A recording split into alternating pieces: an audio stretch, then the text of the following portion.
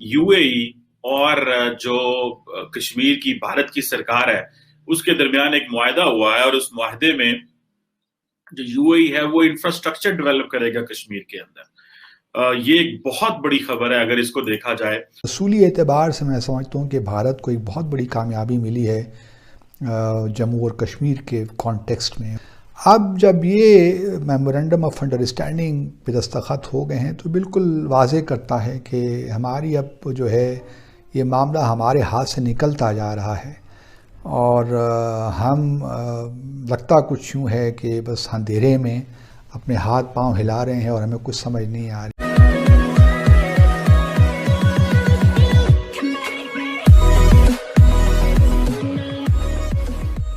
नमस्कार दोस्तों, अब यहाँ पर बात हो रही है कि भाई यूएई जो है आने वाले दिनों में और भी ज़्यादा और भी बड़ा इन्वेस्टमेंट करने वाला है कश्मीर के अंदर।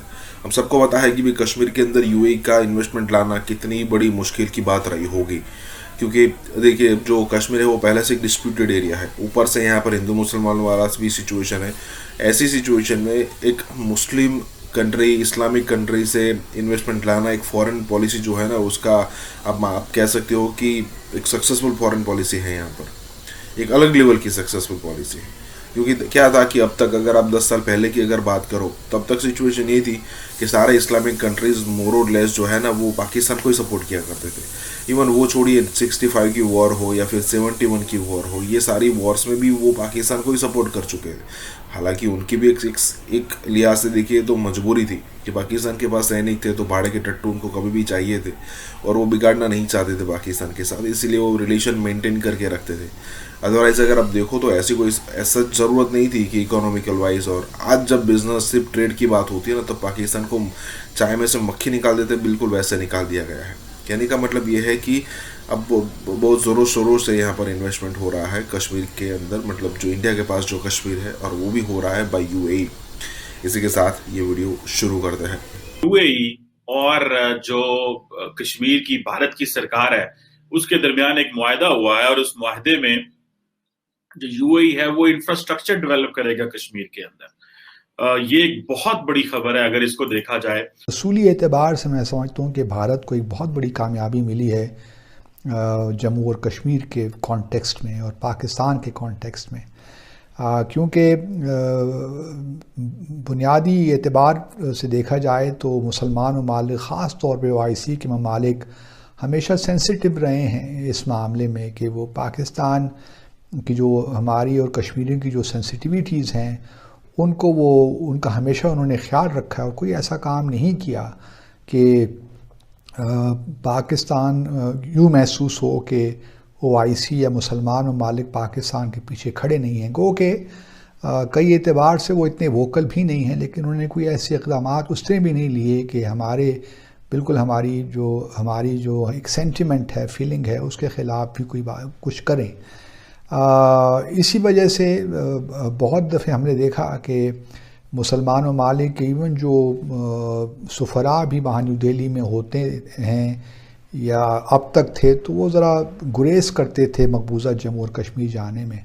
गो के बहुत दफ़ा हुआ भी है कि कुछ लोग एक अगर इज्तिमाई तौर पर सफ़रा को या सफारतकारों को लेकर भी गया है तो वहाँ पे चले भी गए, लेकिन बहरहाल मजबूरी तौर पे मुसलमान ममालिक ने, ओआईसी ममालिक ने पाकिस्तान और कश्मीरियों की फीलिंग्स का ख्याल रखा है। अब जब ये मेमोरेंडम ऑफ अंडरस्टैंडिंग पे दस्तखत हो गए हैं तो बिल्कुल वाज़े करता है कि हमारी अब जो है ये मामला हमारे हाथ से निकलता जा रहा है और हम लगता कुछ यूँ है कि बस अंधेरे में अपने हाथ पांव हिला रहे हैं और हमें कुछ समझ नहीं आ रही, और इस वजह से हमारी अब कोई पॉलिसी रही नहीं। सच्ची बात तो ये है कश्मीर पे, ये दुख की बात है। इसमें मैं इस हुकूमत को ठीक है, ये जो इनका एक किस्म का कैजुअल एक अप्रोच रही है कश्मीर के हवाले से, वो तो इनको अब सारी ज़िंदगी हॉन्ट करेगी। लेकिन पिछली हुकूमतों ने भी अपना पूरा इसमें डाला है हिस्सा, हमारी कश्मीर की जो पॉलिसी है उसको कमज़ोर करने में। लेकिन क्वेश्चन ये है कि क्या आप एक तरफ़ा तौर पे हर चीज़ दे देंगे भारत को और अब तो यहाँ अब अगर ये हालात हो गए हैं कि मुसलमान ममालिक MOUs साइन कर रहे हैं भारत के साथ, और फिर अगर आप देखेंगे कि कुछ आने वाले महीने सालों में कुछ बाइद नहीं है कि वहाँ पे UAE की कॉन्सुलेट भी खुल जाए, ईरान भी अपनी कॉन्सुलेट वहाँ खोल ले, कुछ पता नहीं है। कोई अगर हमारी सफारतकारी पे का ये हाल है कश्मीर के मामले को लेकर, तो फिर आप किसी चीज़ की भी तवक्को रख सकते हैं कि ये भी हो सकता है। मैं तो बिल्कुल अब जो है इस बारे में मुझे तो अब परेशानी सी लाहक हो गई है कि हम चाहते क्या हैं। ना हमारी कोई रेड लाइंस हैं, ना हमारी कोई बॉटम लाइंस हैं, ना हमारी कोई मरबूत हिकमत अमली है कि हमने किस तरह आगे लेकर चलना है। एक ख़ास मौका है जो हर चीज़ का यही मामला है। अफ़गानिस्तान को आप ले लीजिए, अफ़गानिस्तान में भी यही हाल हो रहा है। एक हमारी कामयाबी होते होते हम खुद ही अब प्रेशर में आ गए हैं। जो वक्त था कि हम कंसंट्रेट करते हैं, हम तैनात तकर्रियों पे हमने अपना वक्त ज़ाय कर रहे हैं।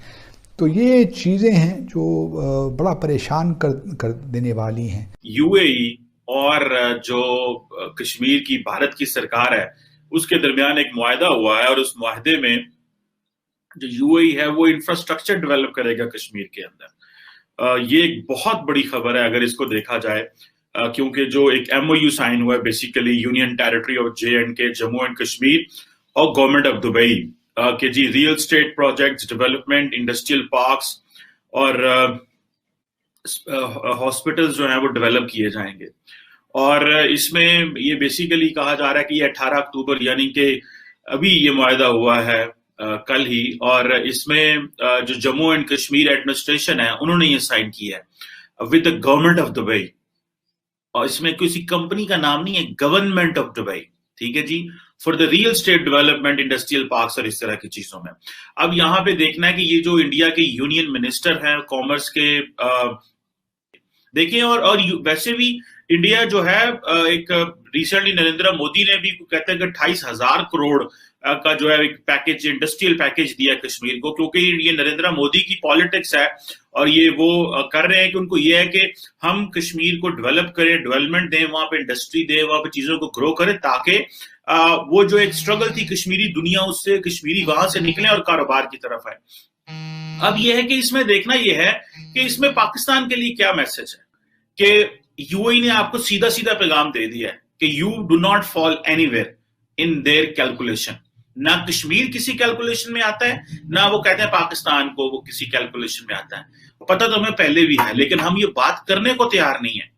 लेकिन क्या गवर्नमेंट ऑफ पाकिस्तान, क्या इमरान खान की सरकार OIC के प्लेटफॉर्म पे या UAE से ये कह सकता है कि इस डिस्प्यूटेड टेरिटरी में आप इन्वेस्टमेंट ना करें? क्या पाकिस्तान का वो क्लाउट है? ये है वो चीज देखने की। अगर यहां पे आपको मजीद पता चल जाएगा, चीन, इंडिया तो हर जगह पे कह रहे कि जी कश्मीर और गिलगित बल्तिस्तान डिस्प्यूटेड टेरिटरी है और CPEC पे आप इन्वेस्टमेंट कर ही नहीं सकते, ये तो हमारा इलाका है, इस पे चीन कैसे इन्वेस्टमेंट कर सकता है? लेकिन अभी पाकिस्तान की कौन सुनेगा कि अब क्या होगा? क्या ये जो इंडस्ट्रियल पार्क बनेंगे, 28,000 करोड़ तो सेंट्रल गवर्नमेंट लगा रही है, ये जो MOU साइन हुआ है और वो कह रहे हैं ये फर्स्ट इन्वेस्टमेंट एग्रीमेंट है किसी भी फॉरेन गवर्नमेंट के साथ, और आपको पता है ये सेंसिटिव रीजन भी है और कश्मीर की ऑटोनॉमी के हवाले से भी, और यहां पे ये डायरेक्टली आपको पता है दिल्ली रूल कर रहा है। सो अब डायरेक्टली दिल्ली रूल कर रहा है और ये इंडियंस ने ये UAE को कन्विंस किया है कि हम, क्योंकि सेंट्रली गवर्नमेंट देख रही है, सो लिहाजा आप वहां पे इन्वेस्टमेंट करें। Centrally union territory Jammu and Kashmir है ना, सो और पाकिस्तान कहता है कश्मीर हमारा, इंडिया कहता है कश्मीर हमारा, लेकिन इसका मतलब है कि दुबई की गवर्नमेंट ने ये मान लिया है, UAE ने ये मान लिया है कि भले ये डिस्प्यूटेड टेरिटरी है जो भी है, लेकिन हम वहां पे इन्वेस्टमेंट करेंगे और ये इंफ्रास्ट्रक्चर लगाएंगे, इंडस्ट्रियल पार्क्स लगाएंगे, IT टावर्स होगा, मल्टी पर्पस टावर्स होंगे, लॉजिस्टिक सेंटर्स हैं, मेडिकल कॉलेज और हॉस्पिटल्स हैं। तो अब ऑब्वियसली ये एक इस तरह की इन्वेस्टमेंट है व्यूअर्स, जिसको देख के लोकल्स के मुंह में पानी आएगा कि भाई हम किस चीज की जंग लड़ रहे हैं। सो इससे एक और अक्स भी निकलता है कि क्या कश्मीर के ऊपर वो जो एक आइडियोलॉजिकल, पॉलिटिकल, रिलीजियस जो इन्वेस्टमेंट कश्मीरियों ने और पाकिस्तानियों ने की, उसका क्या स्टेटस है? पीओके में भारत के समर्थन में नारेबाजी, चुनावी प्रक्रिया में भारत से दखल की मांग। अहम खबर है, LA-35 जम्मू 2 में मुस्लिम लीग नून के उम्मीदवार इस्माइल गुज्जर आपे से बाहर हो गए। इसका मतलब ये है कि आप गवर्नमेंट के सामने बोल ही नहीं सकते, बात ही नहीं कर सकते, हमें इलेक्शन लड़ने का हक नहीं है। अगर ऐसी हरकत की तो मैं इंडिया को पुकारूंगा, तो मैं दुश्मन से मदद मांगूंगा, इंडिया से मदद मांगूंगा। इंडिया आर्मी लेके आएगा गुजरांवाला में। इतना गुस्से में था ये कि मोदी को याद करने लग गया। बहुत ज्यादा गालियां, उसको मैं काउंट नहीं कर रहा, मैं वो काउंट कर रहा हूँ जो बेइज्जती वाली गालियां। जब वो क़यादत की जानिब से इस तरह के जुमले आते हैं तो फिर नीचे तक इफेक्ट आता है उसका। वो पाकिस्तान से कच्चे सिंध में जो कच्चे के डाकू हैं वो नहीं संभाले जा रहे, पाकिस्तान से डेरा गाजी खान में डाकू हैं वो नहीं संभाले जा रहे, तो आजाद कश्मीर को कैसे संभालेगा, मुझे बताएं।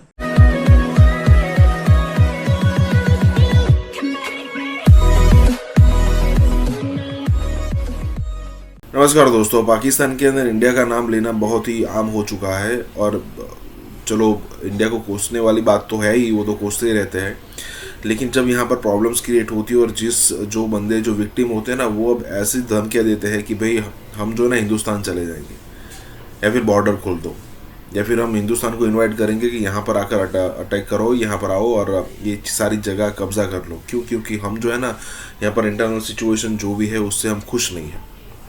कहने का मतलब ये है, अब यहाँ पर भी यही बात हो रही है कि भाई हमें यहाँ पर मोदी को या फिर इंडिया को इनवाइट करना पड़ेगा, आप जो सिचुएशन हमारे साथ कर रहे हो, और ये होना भी चाहिए। देखिए, अब जो कश्मीर है उसको आज़ाद कश्मीर नाम दे देने से कुछ होने वाला तो है नहीं। अब जो सुविधा आपको वहाँ पर पहुँचानी चाहिए आपने कभी नहीं पहुँचाई, नहीं आने वाले दिनों में ऐसा लग रहा है कि आपकी सिचुएशन इतनी अच्छी होगी कि आप पहुँचाओगे। और अगर मान लीजिए सिचुएशन अच्छी भी होगी, फिर भी कश्मीर आपकी प्रायोरिटी में नहीं होगा। पीओके की बात कर रहा हूँ मैं। अगर मोदी जी से पहले भी बात करो ना आप, तो उससे पहले भी कश्मीर को अच्छी खासी ग्रांट दी जाती थी। अब मोदी जी के आने के बाद वो ग्रांट में बहुत ही गुना में इजाफा हुआ है और कश्मीर एक अलग राह पर चल चुका है। कहने का मतलब यह है कि यही बात हो रही है यहाँ पर। इसी के साथ ही वीडियो शुरू करते हैं। ये कैंडिडेट ने क्या गुफ्तगू की जब उनको कुछ तहफ़्फ़ुज़ात थे इस हवाले, जनाब इंतजाम ठीक नहीं है, तो उन्होंने कैसे इंडिया को याद किया थे? मैं तो ये समझता हूँ कि इस्माइल गुज्जर इनका नाम है। मैं तो इनके नाम के आगे साहब भी नहीं लगाऊंगा। इस इस्माइल गुज्जर को पकड़ के तो बॉर्डर के उस पार भेज देना चाहिए। इसको पता चले इंडिया कितना अच्छा है, भारत वाले कितने अच्छे हैं। हुकूमत को जरूर, इदारों को जरूर इसके खिलाफ कार्रवाई करनी चाहिए। जी हिलाली साहब, यही कुछ हो रहा है। फिर हम देख रहे हैं जब क़यादत की जानिब से इस तरह के जुमले आते हैं तो फिर नीचे तक इफेक्ट आता है उसका। हाँ, मगर ये गुस्से में था तो उस बेचारे को पता नहीं क्या क्या इन्होंने किया होगा कि इतना गुस्से में था ये कि मोदी को याद करने लग गया। आजाद कश्मीर के लोगों ने जवाब दे दिया। इस्माइल गुज्जर साहब के हल्के में फर्ज कीजिए कुछ जाती हो रही थी, तो मैं दुश्मन से मदद मांगूंगा, इंडिया से मदद मांगूंगा। इंडिया आर्मी लेके आएगा गुजरांवाला में और उसको जिताएगा और फिर वो आर्मी वापस चली जाएगी। सोच है शायद यानी नहीं, इसको डिस्क्वालीफाई करना चाहिए। इस अदालत में किसी को जाना चाहिए, डिस्क्वालीफाई हो जाएगा। भले को मजाक है। और उनकी जो पूरी मुहिम में भारत नवाजी थी, यानी नजर भी आई, वो नजर भी आई, उस पे अपना मोहर लगा दी नवाज शरीफ साहब ने। वो एक मुलाकात से पिछले चंद महीनों में तारीखें तक उसकी बताई जा सकती हैं कि वो मुस्तकिल तौर पर अजीत डोभाल के साथ राब्ते में रहता है। मुस्तकिल तौर पर वो नेशनल सिक्योरिटी एडवाइजर है। NDS जो यहाँ तकरीबकारी करती है उसका वो इंचार्ज है। उससे वो किस सिलसिले में मिले? मरियम साहबा कहती है ये नवाज शरीफ साहब के नजरिए की असास है पड़ोसियों के साथ अच्छे ताल्लुकात रखें। पड़ोसियों के, भारत के साथ अच्छे ताल्लुकात रखें, अफगानिस्तान के साथ अच्छे ताल्लुकात रखें, और इस पर कभी एहतजाज न करें कि वो यहाँ कत्लेआम कर रहे हैं। 60-70 हजार हमारे शहरी शहीद हुए, कोई जगह हमारी बची नहीं, कोई दफ्तर, कोई मजार, कोई मार्केट, कोई मंडी, कोई, यानी 6,000 तो फौजी जवान शहीद हुए और उनमें अफसरों के बड़ा तनासुब है। यानी इतने तो हमारे 65 और 71 के वार में लोग शहीद नहीं हुए थे जितने शहीद हुए। उसकी मजम्मत कभी नहीं की, ठीक है। और पड़ोसियों के साथ अच्छे ताल्लुकात रहे। उसका अभी जो है वो काफी सूरत हाल खराब होती चली जा रही है। और ये जो है ये पाकिस्तानी आर्मी कुछ भी नहीं कर रही, ये वही कर रही है जो इनको ड्यूटी दी गई थी कि तुमने वहां पे खड़े रह के तमाशा देखना है। ये वही काम कर रही है और ये केओस को लीड कर रही है पाकिस्तान आर्मी इस तरह से कि ये साइड में खड़े होकर देख रहे हैं कि इनको मारने दो, लड़ने दो। कहीं दूर दूर तक जहां पे लड़ाइयां हो रही हैं आपको कोई फौजी नजर नहीं आएगा। जैसे ही पोलिंग बूथ बंद होता है फौज पहुंच जाती है वहां। वो पाकिस्तान से कच्चे सिंध में जो कच्चे के डाकू हैं वो नहीं संभाले जा रहे। पाकिस्तान से डेरा गाजी खान में डाकू हैं वो नहीं संभाले जा रहे। तो आजाद कश्मीर को कैसे संभालेगा मुझे बताएं। कश्मीर एक आजाद हो जाए तो वहां का भी जम्मू, श्रीनगर, जम्मू वो भी साथ हो जाए तो पाकिस्तान कैसे संभाले जाए मुझे बताएं। कश्मीर का ये हमारा ठीक है, पाकिस्तानी हमारे भाई हैं, हम पाकिस्तानी अपने खुद को कहलवाते हैं, लेकिन हम जो है वो आजाद कश्मीर के रहने वाले हैं, हम कश्मीरी हैं। अब कश्मीर जो है वो कभी भी किसी का चमचा नहीं है, किसी का टाउट नहीं है, किसी का गुलाम नहीं है। उसका नाम आजाद कश्मीर किसी ने सोच कर डाला था। तो आप अपनी इज्जत का ख्याल रखिए, हम आपका साथ देंगे, आप अपनी इज्जत का ख्याल रखिए। ठीक है। पाकिस्तान में ये समझता है कि हिंदुस्तान के साथ अमन ओमान का रास्ता जो है वो इस तरह से है कि जो हिंदुस्तान कहता है वो बातें मानना शुरू हो जाए, तो फिर आगे जो सबसे अहम बात जो हिंदुस्तान कहता है इवेंचुअली हमें वो भी माननी पड़ेगी, और वो ये है कि कश्मीर जो है वो हिंदुस्तान का है। लेकिन मोदी सरकार की तो बात ही कुछ अजीब और गरीब है ना। वो तो कहते हैं जी जो आपके पास है वो भी हमारा है और गिलगित बल्तिस्तान भी हमारा। ये एक दो इक्वल्स का मैच नहीं है, ये एक कमजोर और एक ताकतवर जो है उसका मैच है, जिसमें जो ताकतवर है वो अपनी मनमानी करवा रहा है। मोदी साहब का पता नहीं कि वो कब जहाज लेके पाकिस्तान आ जाएं।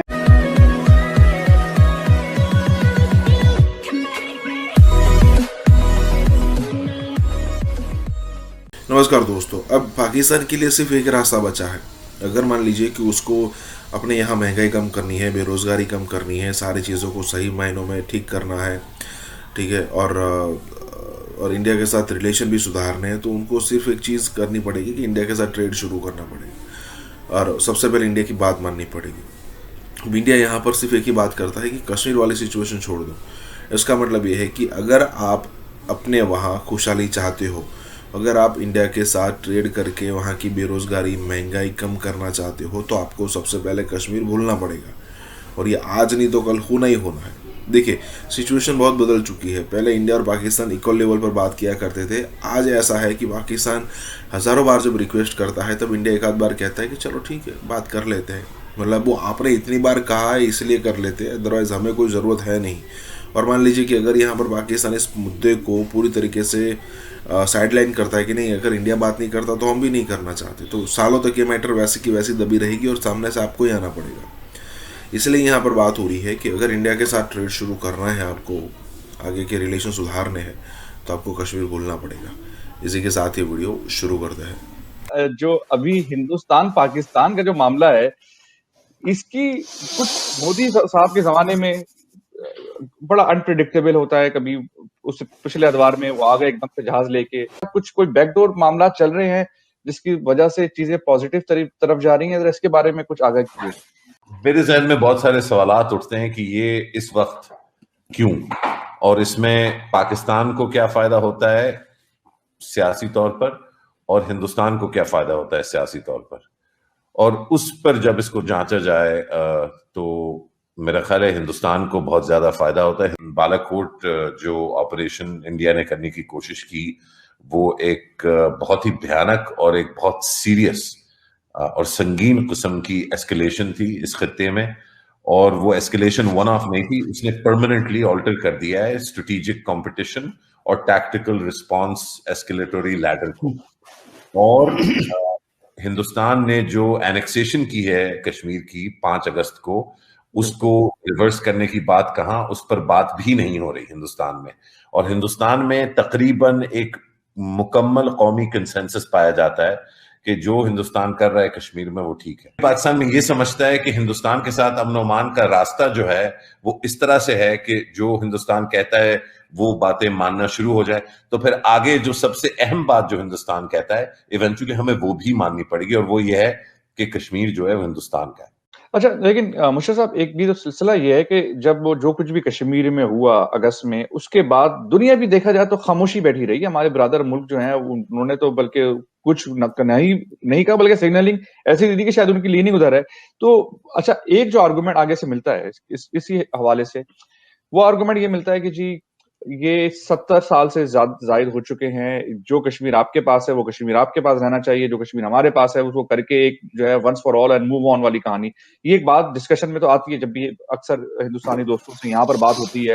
एक दफा कौंसिल जनरल से, यानी कि यहाँ पर जो कॉन्सुलेट का अमला था, उनसे बात हो रही थी एक किसी महफिल के अंदर, तो उनका वैसे तो उस तरह की बातें नहीं करते, लेकिन कहना ये होता है कि 70 सालों से कुछ हासिल नहीं हुआ, तो लेट्स इस जो है इसी को मान के आगे बढ़ा जाए। अब तो हिंदुस्तान, लेकिन मोदी सरकार की तो बात ही कुछ अजीब और गरीब है ना। वो तो कहते हैं जी जो आपके पास है वो भी हमारा है और गिलगित बल्तिस्तान भी हमारा है। वो तो, लेकिन शायद वो एक प्रेशर, एक पॉलिटिकल टैक्टिक्स भी हो सकती है। अल्लाह भला करे पाकिस्तान की अवाम का और पाकिस्तान के अफवाज। ये एक दो इक्वल्स का मैच नहीं है, ये एक कमजोर और एक ताकतवर जो है उसका मैच है, जिसमें जो ताकतवर है वो अपनी मनमानी करवा रहा है। तो ये भी फैसला साज एक और बहुत अहम नुक्ता है कि इतना डिफरेंशियल पावर का नहीं है जितना मेरे ख्याल है हम सब के जहनों में अब बन गया है। हिंदुस्तान में अगर आप देखें लार्ज अब एक माइंडसेट बन चुका है। वो माइंडसेट ये है कि जी हम जो है अब एक तीसरी बड़ी सुपर पावर बन चुके हैं, या ऑलमोस्ट बन चुके हैं, हम बनने जा रहे हैं, और हमारा जो इकोनॉमिक डिफरेंशियल बहुत आगे जा चुका है पाकिस्तान से। हम जो है सॉफ्टवेयर की सब में बड़ी हाई टेक की जो है ना दूसरी सिलिकॉन वैली हमारे पास है, टूरिज्म हमारे पास है, तो हम जो है हर लिहाज से पाकिस्तान से बहुत आगे जा चुके हैं। तो हम इनसे अब क्या हम इनसे जो है नेगोशिएट, क्या डील, ये अपने मामला में फंसे हुए जिहादी बन चुके हैं। तो एक माइंडसेट है जो कि वहां पर एक उजागर हो चुका है, और वो माइंडसेट जो है वो समझता है कि जी हम अपनी पावर से हर चीज बनवा सकते हैं, और ये इसको पंप अप करने में, इस नैरेटिव को पंप अप करने में बहुत बड़ा हाथ है हमारे मोदी साहब का। देखिए, जो वेस्ट है उसको इस वक्त इंडिया में बड़ा इंटरेस्ट है, इकोनॉमिक इंटरेस्ट और ये सब चीजें जो हैं। देखिए, आज तक तारीख में पाकिस्तान जो है वो फॉलो कर रहा है कि इंडिया ने जब चाहा कि भाई, आपने जैसे कहा कि मोदी साहब का पता नहीं, जैसे हमारे पिछले शो में चीतन साहब आए थे, उन्होंने कहा कि मोदी साहब का पता नहीं कि वो कब जहाज लेके पाकिस्तान आ जाएं। तो देखिए, ये सारी चीजें होती आई हैं कि जब इंडिया की साइड ने चाहा कि वहां के ऊपर कोई पीस टॉक शुरू हो तो वो पीस टॉक शुरू हो गई। जब उन्होंने चाहा कि एलओसी पे फायरिंग शुरू हो जाए। फीलिंग है जो कि इंडिया के जब दोस्तों से बात की जाए तो वो ये सारी चीजें होती है कि जी आपने ये किया, आपने पार्लियामान पे हमारी हमला किया, आपने जिहादी बनाया, आपने ये भेजा, आपने पुलवामा कर दिया, आपने जो है बॉम्बे जैसा इंसिडेंट किया, और सब चीजें। वो एक बैगेज है, एक हिस्ट्री का बैगेज है, किसने क्या किया उसकी तो पूरी एक रिपोर्ट हो, ये उसमें जाना बेकार है। लेकिन मैं मुशर्रफ आपकी तरह आता हूं कि जो डिप्लोमेटिक जो चैनल है उसके हवाले से जो हैंडलिंग है, जो उसकी मैनेजमेंट है पाकिस्तान की तरफ से, उसके बारे में कुछ आगाह कीजिए कि अब तक हमारी कैसी रही है, कुड इट बी बेटर, कुछ बेहतर हो सकती है। और दूसरी बात ये कि पाकिस्तान के पास क्या लेवरेजेस हैं पुल करने के लिए, क्योंकि दुनिया तो हमें खामोश नजर आई है कश्मीर में जो कुछ भी हुआ। Only one generation ago, Pakistan, Egypt and India were seen as the three countries on the planet जिनकी डिप्लोमेटिक कैपेबिलिटी जो है वो आउटसाइज और आउटक्लास समझी जाती थी। आज आपका सवाल का जवाब ये है कि आज पाकिस्तान को उन ममालिक में शामिल नहीं किया जा सकता, और आपकी इकोनॉमिक स्टैचर, आपकी जियोपॉलिटिकल पोजीशनिंग और आपकी डिप्लोमेटिक कैपेबिलिटी, इनमें बहुत जोड़ है और बहुत गहरा गठजोड़ है। अगर आप इकोनॉमिकली वीक होंगे और कंकरेंटली आप अपनी जियोपॉलिटिक्स को लेवरेज करने के बजाय वो आपके खिलाफ इस्तेमाल होगी, तो आपकी डिप्लोमेटिक कैपेबिलिटी भी अंडरमाइन हुई भी होगी। आज यौम तकबीर है। यौम तकबीर हम अहले पाकिस्तान उस दिन की याद में मनाते हैं जब भारत के 5 एटमी धमाकों के जवाब के अंदर पाकिस्तान ने 6 एटमी धमाके। इसे हमने न्यूक्लियर डेटरेंट का नाम दिया कि जनाब इससे जंग रुक जाएगी और जनाब हमारा दिफा का खर्चा बच जाएगा। लेकिन हमने देखा कि दिफा का खर्चा जो था वो डबल से भी ज़्यादा हो गया, ट्रिपल पे चला गया। उसके नीचे से हमारी मईशत के चटखने की आवाज़ें जो हैं वो आपको सुनाई दे रही हैं। यकीन करें, सुबह की फ्लाइट पकड़ के मैं निकल गया। मैं इतना खौफज़दा था, मैंने कहा इतना हसास मसला है, कोई पटाखा आगे पीछे हो जाए, कोई और मसला हो जाए, कहीं से लीकेज हो जाए, मैं पाकिस्तान से चला गया। कि हम तो घास भी खाएंगे लेकिन एटम बम जरूर बनाएंगे, और अगर 1000 साल भी हमें घास खानी पड़ी तो हम खाएंगे। लेकिन कमर चीमा साहब, मुझे बड़े अफसोस का कहना पड़ता है कि भुट्टो साहब ने कहा तो सही, आपने एटम बम बना तो लिया, लेकिन एटम बम बनाने के बाद तो घास खाने की नौबत नहीं आनी चाहिए थी ना। एटम बम बनाने के बाद भी आज पाकिस्तान में घास खाने की नौबत आ रही है, तो क्या फायदा हुआ एटम बम बनाने से? मैं ये भारत की इकॉनमी हमसे पहले 5 गुना बड़ी थी, अब कोई 8 गुना बड़ी है। हम उसके स्पेंडिंग को मीट नहीं कर सकते, और हम मीट करेंगे आप इकोनॉमिकली कोलैप्स कर जाएंगे।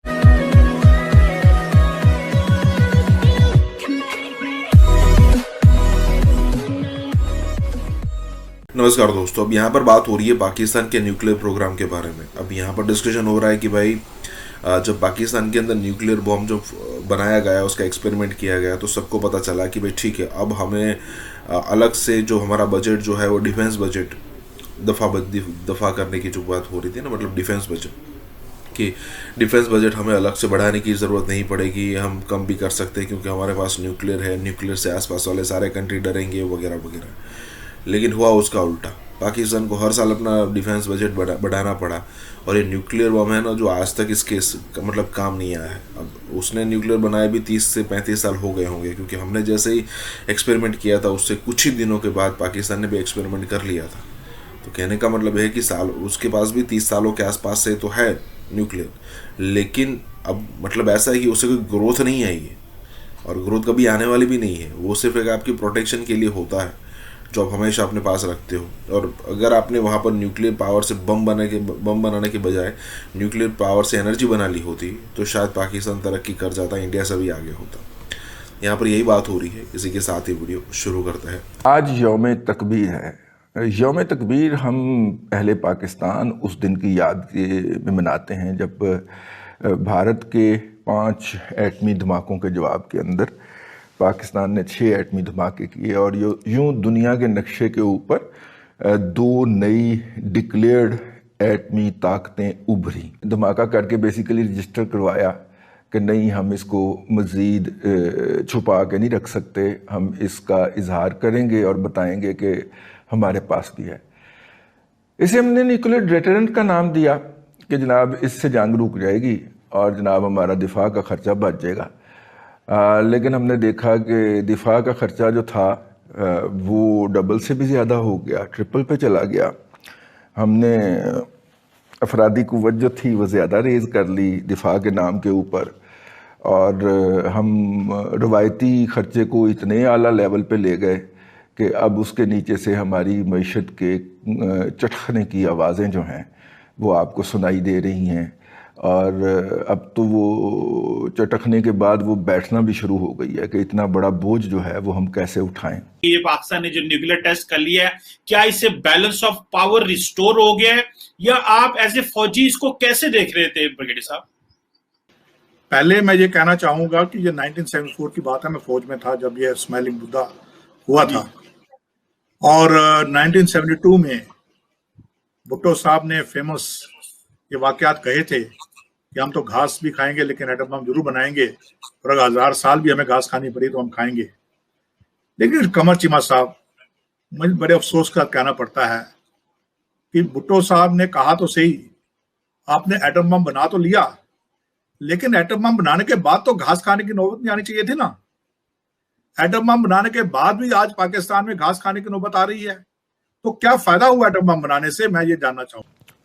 बुरा ना मनाइएगा, तजिया किया है कि मतलब कि इतना बड़ा दिफा का ख़र्चा, जब वो मैं याद करता हूँ वो भारतीय प्रोफेसर, पता नहीं अब जिंदा भी होंगे कि नहीं, जब अर्ली 90s में उनसे मुलाकात हुई तो उन्होंने कहा हम कुछ भी नहीं करेंगे, हम स्टेक बढ़ाते जाएंगे डिफेंस का, और आपके यहाँ चूँकि अकल की कमी है तो आप उस स्टेक को मीट करने के लिए जो है वो चलते जाओगे। ज़रब मोमन एक मशक़ें हुई थी। ज़रब मोमन तक मेरा ख्याल है कि हमारा ये था कि अगर भारत ने कोई टैंक ख़रीदा है तो हम एंटी टैंक मिज़ाइल ले लेंगे। हम उसके मुकाबले में उतनी कैपेसिटी का या उतनी सुपीरियरिटी का टैंक ख़रीदना अफोर्ड नहीं कर सकते, तो मिज़ाइल जो हैं बहुत उसकी निस्बत बड़े सस्ते मिल जाते हैं, तो हम ये कर लेंगे। भारत ने कोई तैयारा ख़रीदा है तो हम जो है वो सरफेस टू एयर मिज़ाइल जो मतलब के हैं वो वाला ले लेंगे, और उस तैयारे को मार गिराने के लिए हम उसके मुकाबले में तैयारा तैयार नहीं करेंगे।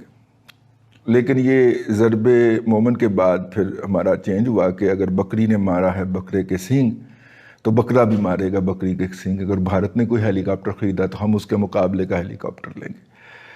भारत की इकॉनमी हमसे पहले 5 गुना बड़ी थी, अब कोई 8 गुना बड़ी है। हम उसके स्पेंडिंग को मीट नहीं कर सकते, और हम मीट करेंगे। और वो जो इंडियन प्रोफेसर ने कहा था, मेरा कार्ड कहीं उनका लिखा होगा, एड्रेस कार्ड वगैरह, तो उन्होंने कहा था कि उसके नतीजे में आप इकोनॉमिकली कोलैप्स कर जाएंगे। कुछ लोग जो हैं इसका हवाला उठा के लाते हैं अबुल कलाम आज़ाद साहब की भी तहरीरों से, लेकिन मैं उनको नहीं मानता इस हवाले से। ठीक है, हाँ अब ना माने ही बिना ही बात बढ़ेगी ना जी आगे, वरना उनको मान लिया जाए तो और भी बहुत सारी बातें जो हैं वो उनकी माननी पड़ जाएंगी। और पॉलिटिकल एक्यूमेन तो उनका इतना था ना कि कांग्रेस ने उनको जो फौरी बाद इलेक्शन हुए थे आज़ादी के, उसका टिकट नहीं दिया था। इंटरनल पार्टी पॉलिटिक्स के अंदर वो आउट हो गए थे। तो खैर ये जो सूरत हाल है, लेकिन ये इंसान थे, गलतियां भी हो जाती हैं बंदे से, लेकिन इतनी ज़्यादा उनको बढ़ा चढ़ा के पेश करना कि जनाब उनका फरमाया मुस्तनद था या को कुरान व हदीस था, नहीं, मेरा मतलब है उनसे भी गलतियां हो जाती हैं और अपने लेवल पे उनसे हुई। Having said that, coming back to our topic, बहुत ज़बरदस्त पॉइंट था जी। लेकिन सोचने की बात आज ये है, आज के दिन जब मैं आपसे मुखातब हूँ तो सोचने की बात ये है कि ये प्रोग्राम जिसने शुरू किया जनाब जुल्फ़िकार अली भुट्टो साहब, उनकी कोई नरीना औलाद नहीं छोड़ी उन्होंने, और बेटी को उन्होंने एक्टिव किया तो वो भी कत्ल कर दी गई। और जिसने धमाका किया वो अपने तमाम बच्चों समेत जो है इस वक्त जिला वतन है। उसके बच्चे पाकिस्तान की शरीयत छोड़ गए और उन्होंने जाके और गैर मुल्की शरीयत ले ली। तो ये कौन सी कुव्वतें हैं कि तमाम वो शख्सियात, इसके मैं पिछली तारीख जो है उसको फरोलना नहीं चाह रहा, मैं सिर्फ इसी हवाले तक महदूद रहना चाह रहा हूँ। तो सोचने की बात यह है कि कौन से अनासर हैं ऐसे जो ऐसे हर शख्स को, जो हमें कुछ लम्हों के लिए ही सही बहसीयत कौम कोई खुशी का, कोई फ़ख्र का, कोई इनबसात का कोई लम्हा फराम करता है, वो उसको निशाने इबरत बना देते हैं और उसकी नस्लें तक उड़ा देते हैं। ठीक है, अक्लमंद जो लोग होते हैं वो अपनी नस्लों को यहाँ पे नहीं रखते, वो अपनी नस्लें निकाल के ले जाते हैं और जो है, और नतीजा जो है वो आपके और मेरे सामने है कि हम जो है, हमारा इस वक्त सबसे बड़ा इशू जो है वो नाअहली है, नालायकी है। और नाअहल और नालायक लोग जो हैं वो बकवास तो बहुत कर सकते हैं, फैसला नहीं कर सकते। आपने इसको एक मजहबी तस्वीर दी। कहा गया if Christians and Jews can have a bomb, why can't Muslims have a bomb? मतलब साफ था। भुट्टो साहब को मालूम था कि मेरे पास पैसा तो है नहीं, इसलिए पैसा तो मैंने बाकी मुस्लिम अमीर देशों से लेना है, और उसी फंडिंग के लिए उन्होंने एक मुस्लिम बॉम्ब का ऐलान किया। और उसके बाद क्या हुआ आप अच्छी तरह जानते हैं। और फिर आया वो वक्त जिसकी आज आप यौम तकबीर मना रहे हैं। पहले हमने जैसा आपने कहा कि 2 धमाके किए, 2 दिन अलग अलग धमाके किए, और उसके बाद आपने 28 और 30 तारीख को चिंगाई 1 चिंगाई 2 किया, और आपने भी ये दिखा दिया। और आपके मुल्क के अंदर भी ये कहा गया अब बैलेंस ऑफ पावर बदल चुका है, हमने न्यूक्लियर डिटरेंस हासिल कर ली है, और हम न्यूक्लियर डिटरेंस के जरिए भारत को मुंह तोड़ जवाब देंगे। आपका nuclear programme nuclear weaponisation was country specific, not threat specific. It was against India, it was against Hindus. लेकिन our nuclear program was not like that. We had threat from China and much larger threat.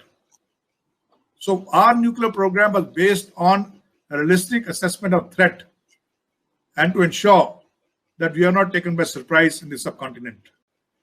आपको चाहिए था कि nuclear weapon बनाने के बाद आप वो सब पैसा जो आप अपनी फौज के ऊपर लगाते थे या दहशतगर्दी में लगाते थे, वो सारा पैसा देश की बढ़ोतरी के लिए, गुर्बत को हटाने के लिए, देश की डेवलपमेंट के लिए, तरक्की के लिए, देश की इकोनॉमी को सॉलिड फुटिंग देने के लिए इस्तेमाल करनी चाहिए थी। लेकिन ऐसा हुआ नहीं। ये एक शिकवा है मेरा पाकिस्तान के साथ।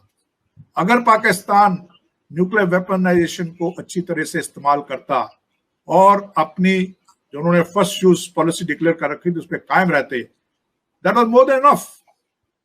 लेकिन आपने उसके बाद उसका अपना मजाक बनाया, बार बार इसकी धमकियां देकर न्यूक्लियर ब्लैकमेलिंग करने की कोशिश की, कोई असर नहीं पड़ा। और तो और आप एक कदम आगे निकल गए, आप टैक्टिकल न्यूक्लियर वेपन्स की बात करने लगे। टैक्टिकल न्यूक्लियर वेपन्स कौन इस्तेमाल करता है भाई? क्या आप अपने इलाके के अंदर न्यूक्लियर वेपन गिराएंगे? टैक्टिकल न्यूक्लियर वेपन कब इस्तेमाल की जाएगी? When there will be penetration into your territory। उस वक्त क्या आप जो दुश्मन पेनिट्रेट कर रहा है वो तो फुली प्रिपेयर्ड होकर आएगा एनसीडब्ल्यू वॉरफेयर के लिए, लेकिन क्या अपने लोगों को, अपने इलाके में अपने लोगों के ऊपर, अपने खित्ते के आप न्यूक्लियर वेपन्स ड्रॉप करेंगे, वहां पे इस्तेमाल करेंगे? क्या मजाक था ये? और आपके मिनिस्टर्स ने कैसे कैसे बयान दिए कि ये हमने दिवाली के लिए थोड़े रखे हुए हैं और ये तो हमारे पास किलोग्राम और पता नहीं कितने ग्राम के हमने न्यूक्लियर वेपन बना रखे हैं जो हम इस्तेमाल करेंगे। एटॉमिक ब्लास्ट शेख रशीद ने कराया। बकवास करते हैं सब लोग, झूठे हैं जो ये कहते हैं नवाज शरीफ ने धमाका कराया।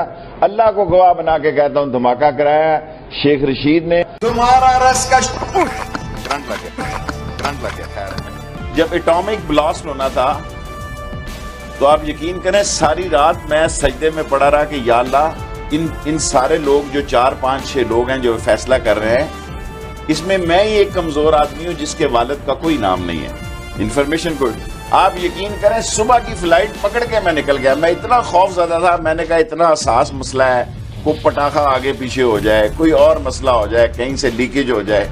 मैं पाकिस्तान से चला गया। जब उसने टीवी लगाया काम हो गया सारा, मैंने कहा फ्लाइट अगली कब जाती है? उसने कहा जी खाना। मैंने कहा खाना खा के जाऊंगा अगली फ्लाइट में। मैं पाकिस्तान आ गया। आधे रिचुअल अभी भी हमारे हिंदुओं वाले और दूसरे मजाहिब के हैं इस्लाम के साथ। हम इस्लाम को भी खराब कर रहे हैं, हम हर चीज को जिसमें पोल्यूट कर देते हैं उसकी, जिस चीज में। Why? What is the basic reason? और मजे की बात यह है कि जिस इलाके की जबान ये पाकिस्तान पे मुसल्लत करना चाहते हैं, उस इलाके का आपने पहनी हुई साड़ी आज, उसको तो वो कह देते हैं कि ये पाकिस्तान का लिबास ही नहीं है। ये अब ये बदनसीबियां है ना कि आप जबरदस्ती लोगों को बता रहे हैं कि you are not from the land where you are born. Majority population जो पंजाबी है वो तो सीरियसली आइडेंटिटी क्राइसिस में है ना। जब आप जबान पे नहीं तय कर पाए, आपने कभी उस सरजमीन की किसी चीज को रिस्पेक्ट नहीं की, आज से 100 साल बाद जब देखेंगे तो this will not be a sort of a viable country.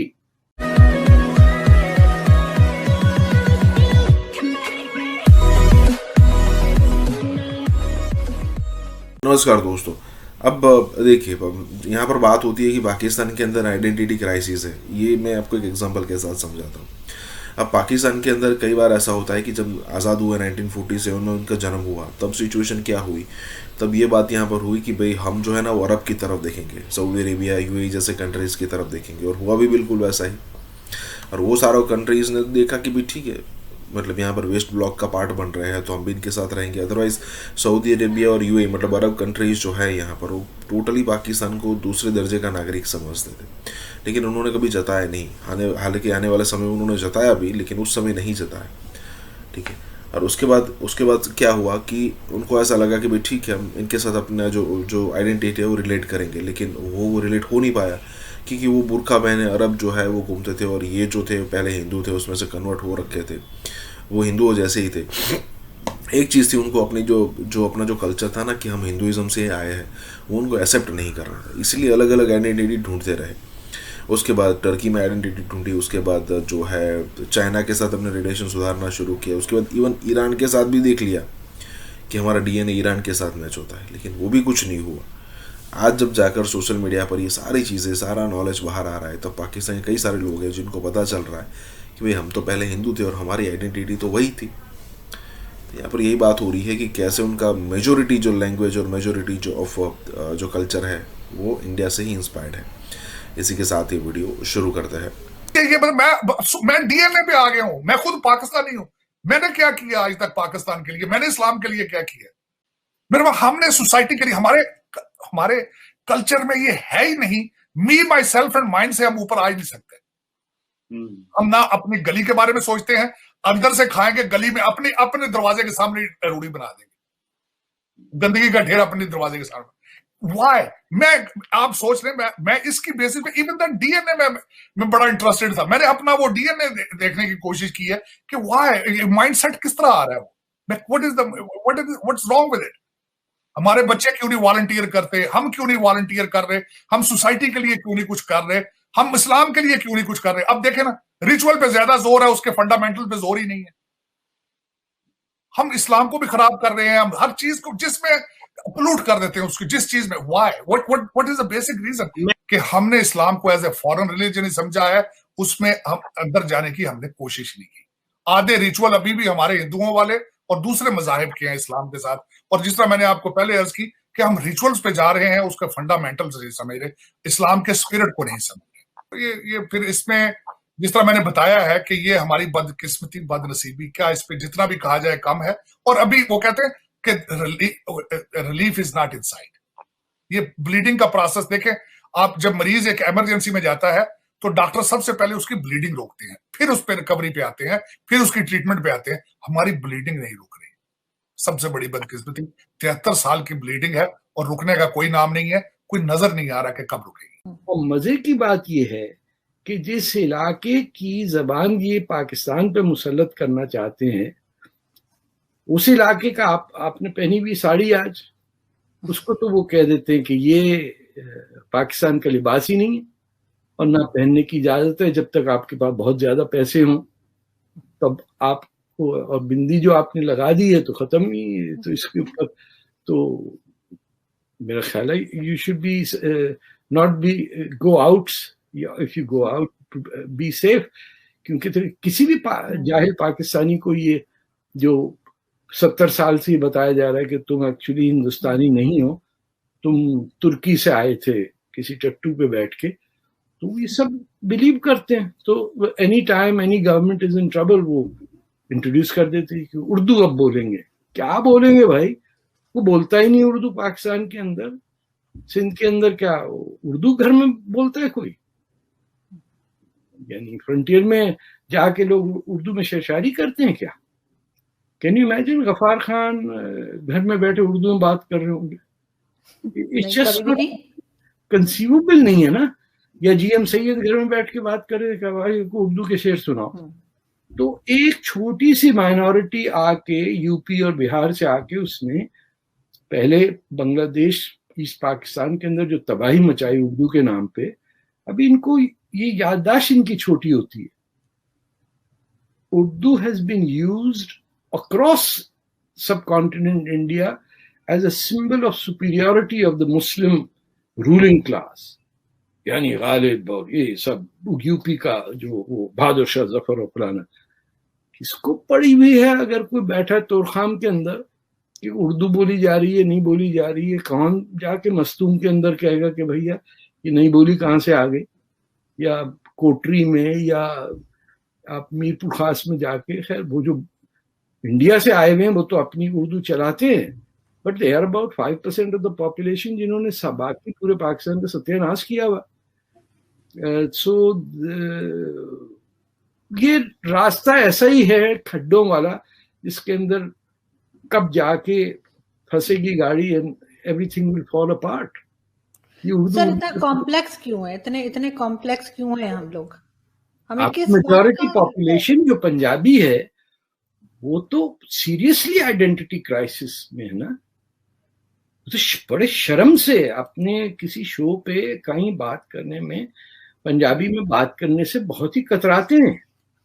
मैं आपके कुछ होस्ट के साथ बात कभी कभार की है, वो घबरा से जाते हैं कि ये क्या हो गया, ये ऐसी जबान जो सिर्फ गाली गलौच में इस्तेमाल करनी है, वो कैसे टीवी पे कोई बात कर सकता है? ये नहीं कि पंजाबियों के दुश्मन करें, ये पाकिस्तानी पंजाबी खुद अपने जहन में इनका है कि हमारा कोई ताल्लुक पंजाब से नहीं है। हम पैदा ही उर्दू बोलते हुए हुए थे, मरे हुए भी उर्दू। सर ये सिर्फ पंजाबियों में है या बाकी जबान बोलने वालों में भी है?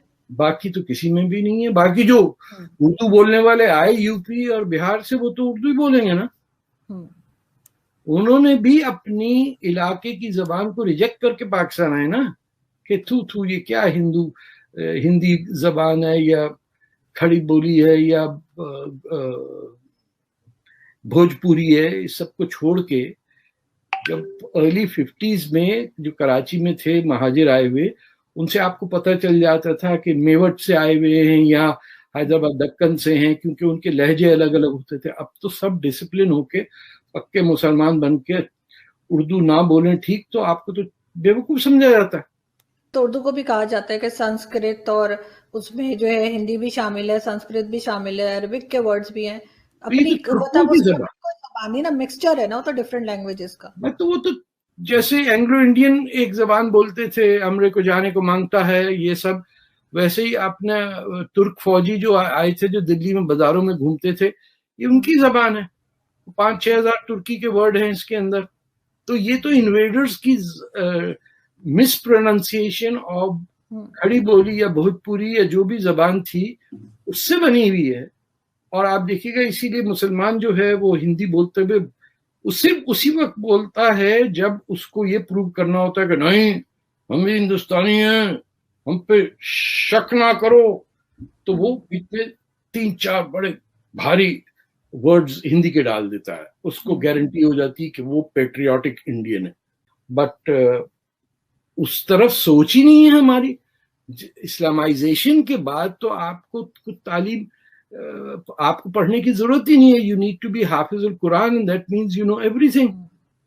अब तो सर यहाँ पे जो बिल्डिंग्स बन रही है ना, जो अब नई बिल्डिंग्स जो बन रही हैं, जैसे जिसमें मैं रहती हूँ और लोग रहते हैं, दूसरी बिल्डिंग्स हैं, ये भी इन्होंने ऐसी बनाई है जो दुबई में बनती हैं या सऊदी अरब में बनती हैं, हर तरफ से बंद, कहीं से हवा नहीं आती, हर जगह बस एसी लगे, कोई फ्रेश एयर का नहीं। तो ये तो अब इतना ज्यादा अरब्स को फॉलो करते हैं कि बिल्डिंग्स भी वही बना दी हैं।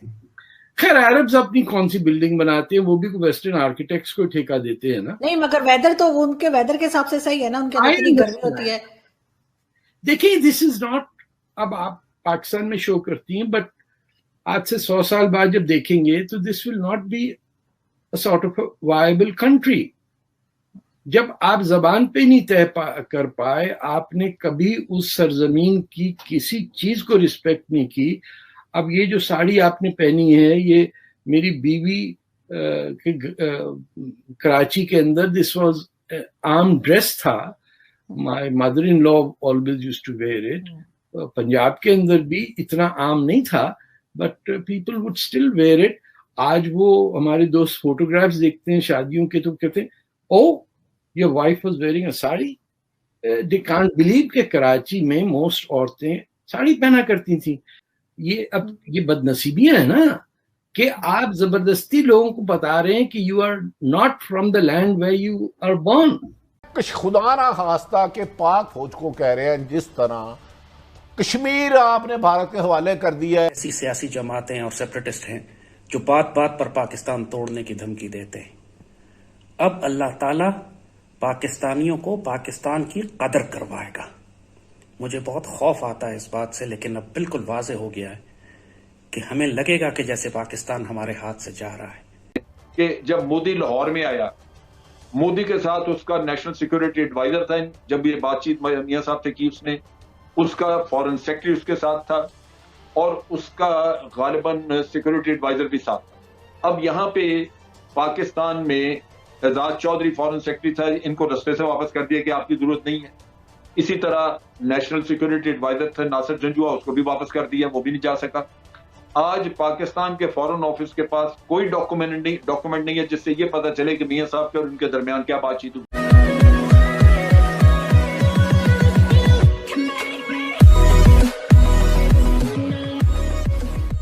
नमस्कार दोस्तों, अब यहाँ पर आपने एक टर्म सुना होगा कि सेपरेटिस्ट। पाकिस्तान के अंदर भी कई सारे सेपरेटिस्ट हैं। अब इंडिया के अंदर जो कश्मीर वाले सेपरेटिस्ट थे ना, उनको तो अब खामोश कर दिया गया है। लेकिन ये बात बिल्कुल सच है कि पाकिस्तान में एक अलग लेवल के सेपरेटिस्ट है।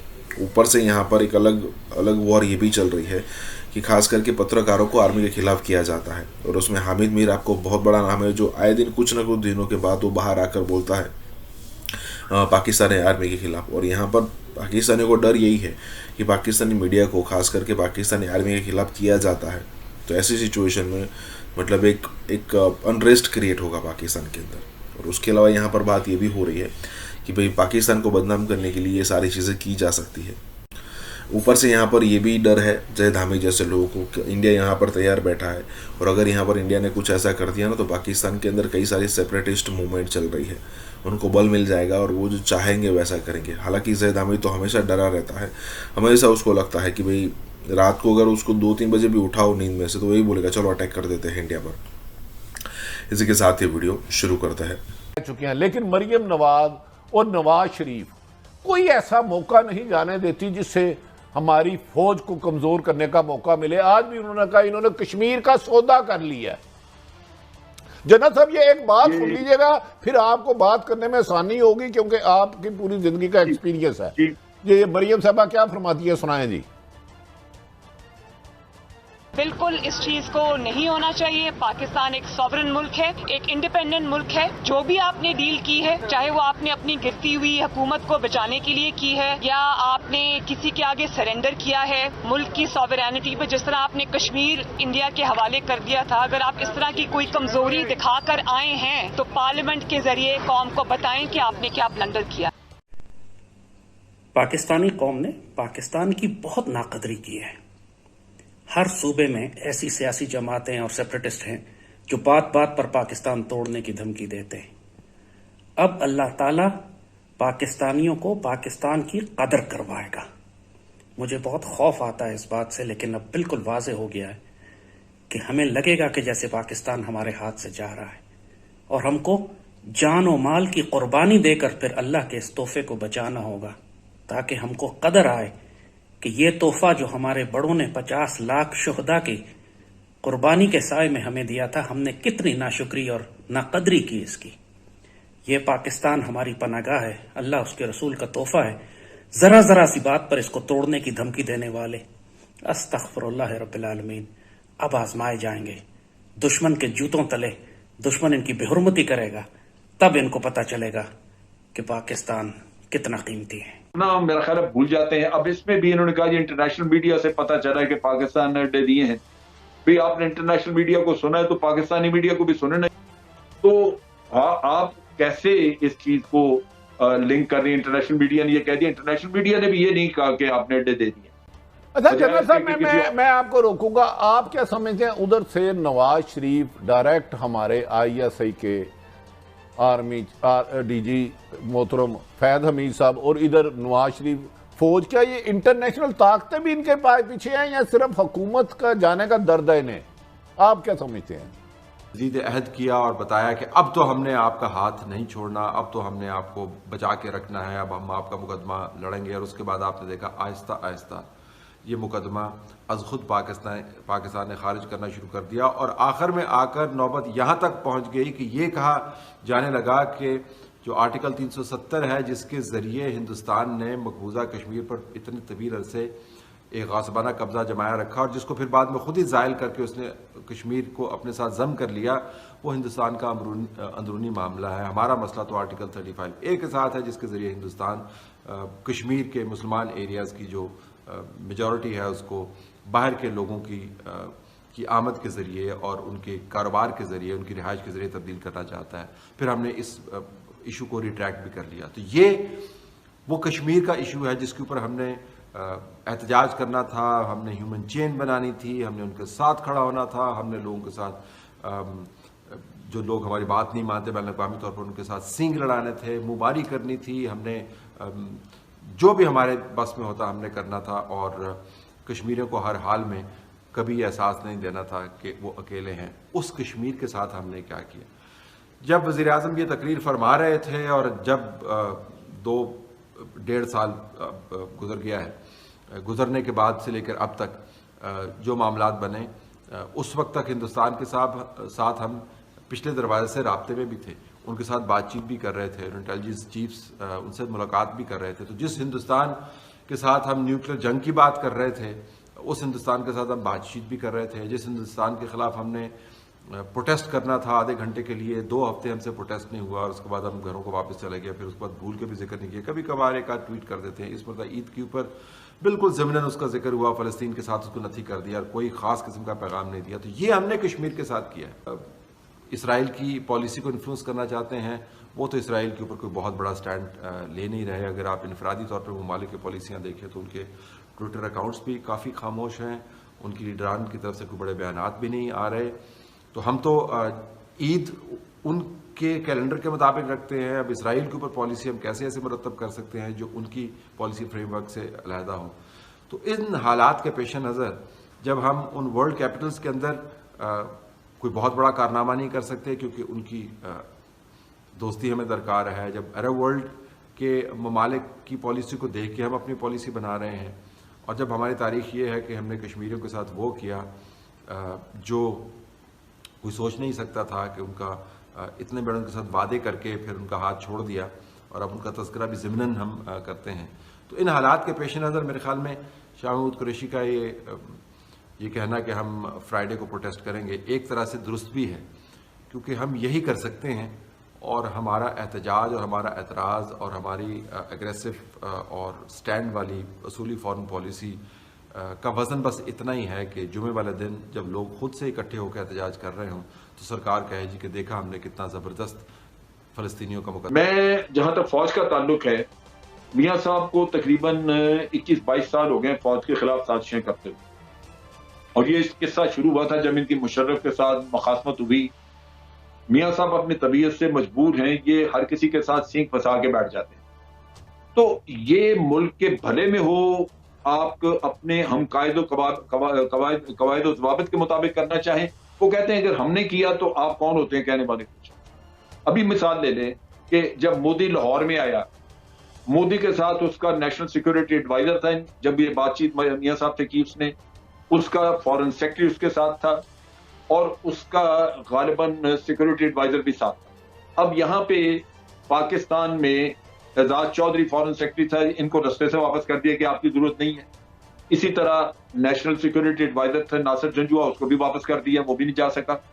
आज पाकिस्तान के फॉरेन ऑफिस के पास कोई डॉक्यूमेंट नहीं है जिससे ये पता चले कि मियाँ साहब के और उनके दरमियान क्या बातचीत हुई। हमें अगर कोई बात पता चलती है तो वो इंडिया से पता चलती है कि मोदी ने कोई इंटरव्यू दे दिया या मोदी ने कुछ कहा। तो नहीं, तो जनरल साहब आप जो इतनी सीरियस बातें बता रहे हैं, देखें आजकल ये मोहतरम जनरल कमरजावेद बाजवा साहब को बार बार हिट कर रहे हैं, नाम लेके फैज साहब का कर रहे हैं। क्या हमारी फौज को अंदाजा नहीं कि ये किसके हाथों में खेल रहे हैं, और खुदा ना खास्ता फौज को ही हमलावर क्यों हो रहे हैं? इसके पीछे हकायक क्या, जबकि अवाम ने इन्हें रिजेक्ट किया इलेक्शन में? आप क्या समझते हैं? जाते भी हैं। मैं आपको अल्ताफ हुसैन का किस्सा बता, अल्ताफ हुसैन के खिलाफ आप यहाँ से बोरियां भर के सबूत ले जाएं, MI6 जाके जज को बता देती है कि इसको नहीं आगे चला, क्योंकि ये बहुत सारी चीजें जो नेशनल सिक्योरिटी के साथ होती हैं, उनके कनेक्शन, ये किसी का जाती मसला नहीं होता। तो अल्ताफ हुसैन को आज दिन तक उसका मामला, कोई तहकीक आगे बढ़ी नहीं, किसी अदालत ने मामला छेड़ा ही नहीं आगे। वो वहां से तकरीरें करता रहा, वो तकरीरें सारी पता, उन्होंने कहा जी हम 2 साल लग गए कि जी हम उर्दू की तकरीर है, हम उसको अंग्रेजी में करा के तो देख रहे हैं कि कैसे क्या कहा। जो पाकिस्तानी होते हैं वो भी अपने आप को इंडियंस ही कहते हैं।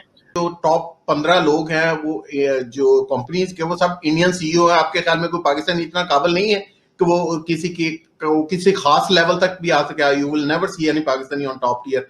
आजकल वहां पे इंडियन फीवर चल रहा है, पिछले 15 साल से America has a Indian fever. और आपको पता नहीं इस चीज का अंदाजा है कि हाईएस्ट पेड जो मिनॉरिटीज हैं वो इंडियंस हैं इस वक्त। चाइनीज पहले नंबर पे इंडियन है, दूसरे नंबर पे चाइनीज हैं।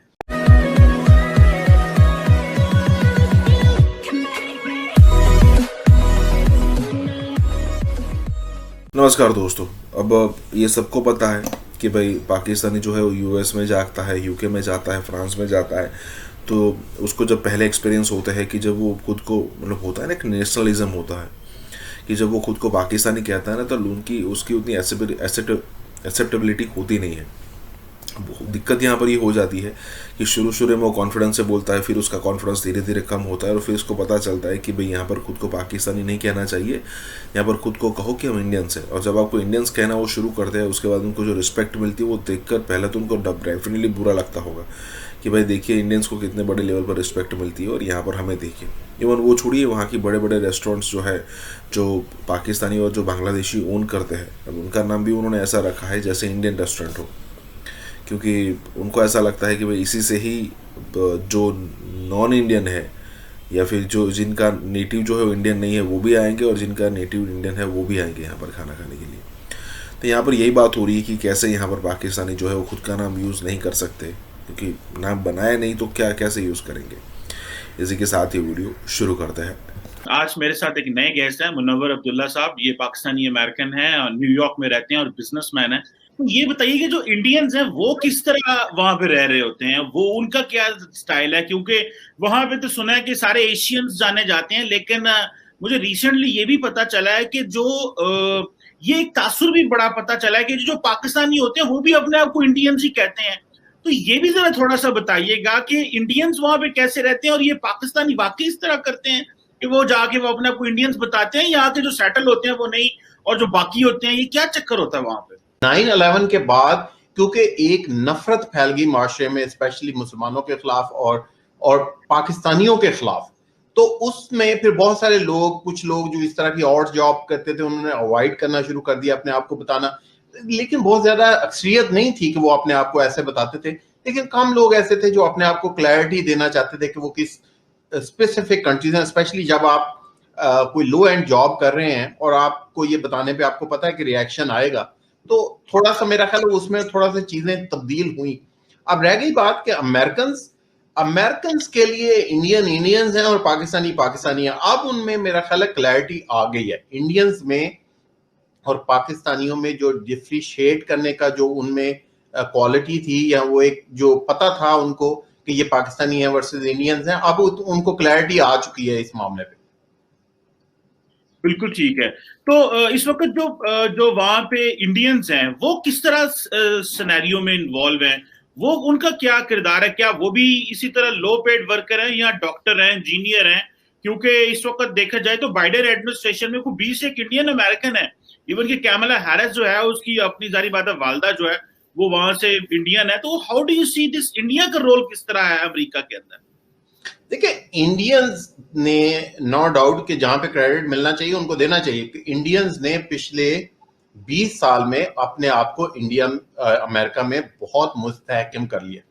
इंडियंस जो थे अमेरिका जो आए वो पढ़ने के लिए आए, काफी ज्यादा लोग, और फिर वो हायर एजुकेशन के बाद वो उनको ज़ाहिर है 2-3 साल का काम करने की इजाजत मिलती थी। उस काम करने के दौरान उन्होंने जो बड़ी मल्टीनेशनल कंपनीज थी, जो आईटी की कंपनीज थी, उनको ज्वाइन कर लिया, जैसे फेसबुक है, गूगल है। अब पिछले 10 सालों में आप देखें कि इंडिया के जो बहुत सारे लोग हैं वो बड़ी जो आईटी फर्म्स हैं, या जो इवन मास्टर कार्ड देख लें, क्रेडिट कार्ड की कंपनी है, उसका हेड भी इंडियन है। और स्पेशली जो आईटी लेवल पे, स्पेशली आईटी वर्कर्स तो बहुत ज्यादा है इंडियन। और आपको पता नहीं इस चीज का अंदाजा है कि हाईएस्ट पेड जो मिनॉरिटीज हैं वो इंडियंस हैं इस वक्त। चाइनीज पहले नंबर पे इंडियन है, दूसरे नंबर पे चाइनीज हैं, और पाकिस्तानी तो किसी 7वें 8वें 9वें नंबर पे आते हैं, लेकिन टॉप टियर में हैं। लेकिन इंडियन इस वक्त इस हद तक छा चुके हैं। अब रह गई बात कि एक चीज मैं आपको ये भी बताऊं कि 9/11 के बाद जो पिछले 20 साल थे, अमेरिका ऑल्सो हैड सिस्टमैटिकली कुछ ऐसी माहौल बन गया कि उसमें इंडियंस का आगे जाना पाकिस्तानियों से ज्यादा इजी था। पाकिस्तानियों को डिस्क्रिमिनेशन भी फेस करनी पड़ी, मुस्लिम होने के नाते, पाकिस्तानी होने के नाते, H1B, और कुछ इंडियंस हमसे ज्यादा ऑर्गेनाइज भी हैं, उनकी अपनी एक नेटवर्क भी है। और जाहिर है फिर जहां पे टॉप टियर CEOs इंडियंस बैठे हों, CTOs इंडियंस बैठे हों, वो अपनी जो नेशनैलिटी है, जो अपनी कौम है, उसको भी फेवर करते हैं। आजकल वहां पे इंडियन फीवर चल रहा है। पिछले 15 साल से अमेरिका हैज इंडियन फीवर।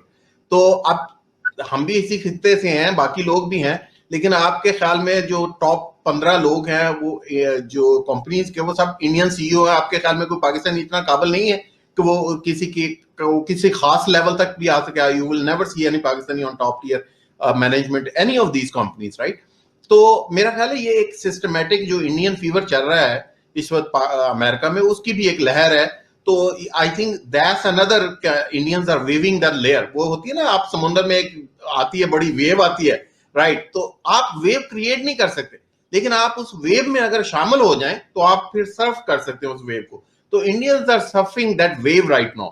जो वेव इंडिया जो एक 9/11 के बाद एक क्रिएट हो गई, उसमें सबसे ज्यादा एडवांटेज जो है वो इंडियंस को। या वो जो आपने राइडिंग द वेव की बात की, हम उस वेव का हिस्सा नहीं बन सके, बल्कि वहां पे आइडेंटिटी जो है उसको चुराना, जो छुपाना पड़ गया मुसलमानों को।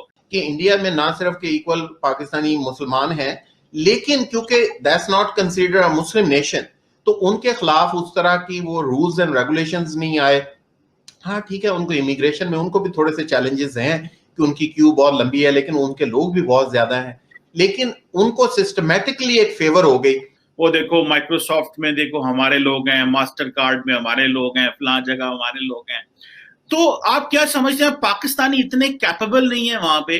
क्योंकि बात तो बड़ी की जाती है कि वहां बड़े डॉक्टर हैं, बड़ा कंट्रीब्यूट कर रहे हैं सिस्टम। क्या पाकिस्तानी इतने कैपेबल नहीं है, या कि हैं लेकिन उनको ही समहाउ मार्जिनलाइज्ड हैं, आइदर बिकॉज ऑफ इंडियंस और because of the American administration? देखिए, दोनों चीजें हैं। पहली चीज तो यह है, एक तो इंडिया हमसे 7 गुना ज्यादा बड़ा मुल्क है आबादी के लिहाज से भी, और उनकी representation in America also has 7 to 10 times larger. तो इसलिए अगर आपको एक जो एक्स्ट्राऑर्डिनरी इंडियंस नजर आते हैं हर जगह, उसका एक रीजन ये भी है कि वो हमसे बड़ा मुल्क है, हमसे बड़ी उनकी रिप्रेजेंटेशन है अमेरिका में। दूसरी चीज है कि इंडियंस में ज्यादातर लोग पढ़ने के लिए, हायर एजुकेशन के लिए अमेरिका गए थे, and they are very diversified. वो पॉलिटिक्स में भी हैं, वो उन्होंने MIT में भी चले गए, वो पढ़ाने की तरफ भी आ गए, डॉक्टरी की तरफ भी आ गए। तो आप देख लें, संजय गुप्ता आपको CNN पे भी नजर आएंगे, फरीद ज़करिया है वो एज ए जर्नलिस्ट भी आपको नजर आएंगे, राइट। तो वो उनकी जो फील्ड है वो बड़ी डिवर्सिफाइड है।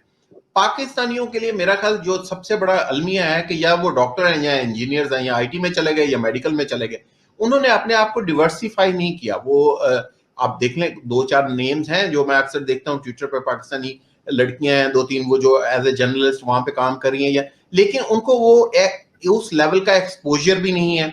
और तीसरी चीज जो मेरे ख्याल में है, देखिए इंडियंस की जो वैल्यूज हैं वो अमेरिकन की वैल्यू के करीब तर है। उनका जो ओपननेस है, जो रिलीजियस ना, जो बाइंडिंग ना होना है, ये बहुत सारी और लिमिटेशंस हैं, रिलीजियस लिमिटेशंस ना होना। तो जाहिर है इस वक्त जो फेवरेबल सिचुएशंस है वो इंडियन के लिए बहुत ज्यादा है। मैं ये नहीं कहता कि इंडियन, देखिए इंडियन और मच मोर ऑर्गेनाइज, तो उनको क्रेडिट देना चाहिए, वो पढ़े लिखे भी ज्यादा हैं, वो ऑर्गेनाइज भी ज्यादा हैं, उनमें डिवर्सिफिकेशन भी बहुत है, तो उनको एडवांटेज है।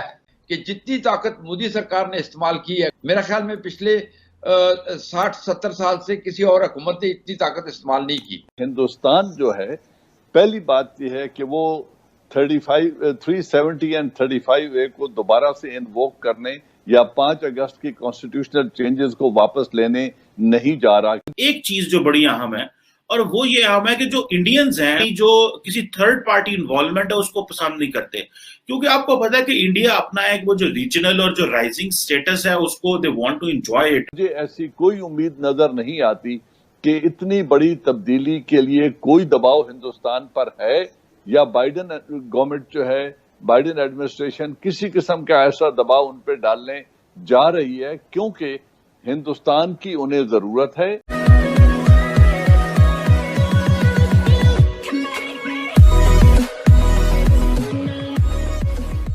नमस्कार दोस्तों, अब यहाँ पर मोदी के बारे में डिस्कशन हो रहा है, भारत के प्रधानमंत्री मोदी के बारे में, कि भाई मोदी ने पिछले सालों में जितनी पावर यूज़ की है, इंडिया के किसी भी प्रधानमंत्री ने, मतलब हो गया ना 70-75 साल हो गए, किसी भी प्रधानमंत्री ने पाकिस्तान के खिलाफ अपनी इतनी पावर का यूज़ नहीं किया है।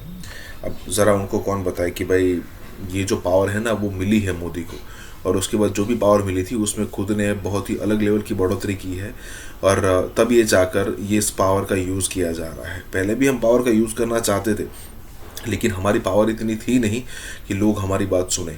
आज जब सिचुएशन ये है कि जब यूक्रेन और रशिया की वॉर होती है, दोनों प्रेसिडेंट जो है मोदी से बात करते हैं, फ़लस्तीन और या फिर गाज़ा वर्सेस इजराइल होता है, तब भी जो है वो प्रधानमंत्री मोदी को कॉल किया जाता है सिचुएशन शो करने के लिए। मतलब कहने का मतलब ये है कि इंडिया भी इतना पावरफुल हो चुका है, और साथ में अगर देखो तो पाकिस्तान इतना ही वीक होता जा रहा है, और पाकिस्तान को यही डर है कि आज नहीं तो कल ये कब्जा कर लेंगे। इसी के साथ ये वीडियो शुरू करते हैं। दुनिया किस स्टेज पे खड़ी है? क्या हम कोई एक्सपेक्ट कर सकते हैं कि किसी साजिश की वजह से हिंदुस्तान को अपने स्टैंड से पीछे ले जाया जा सकता है, उसे मजबूर किया जा सकता है कि वो कश्मीर से अपनी फ़ौजें निकाले या वहाँ की खुद इरादियत की तरफ आए। इस चीज़ के कितने इम्कानात हैं? दुनिया कितना कश्मीर के मामले पे आपके मौक़िफ़ के साथ? वो 370 एंड 35A को दोबारा से इन्वोक करने या 5 अगस्त की कॉन्स्टिट्यूशनल चेंजेस को वापस लेने नहीं जा रहा किसी बड़े दबाव के बगैर। अगर ऐसा नहीं है तो फिर बायलैटरलिज्म में मुझे कोई दम नजर नहीं आता कि अगर पाकिस्तान और हिंदुस्तान फर्स्ट ऑफ ऑल तो एग्री नहीं करेगा, अगर वो एग्री कर भी जाए तो विदाउट स्टेपिंग बैक उन तब्दीलियों के बगैर पाकिस्तान डायलॉग में एंगेज नहीं करेगा और न करने का कोई फायदा है। अगर आप देखें कि भारत जो है, भारत को जो वेस्टर्न वर्ल्ड है वो चाहती है कि चाइना के खिलाफ उसको खड़ा किया जाए।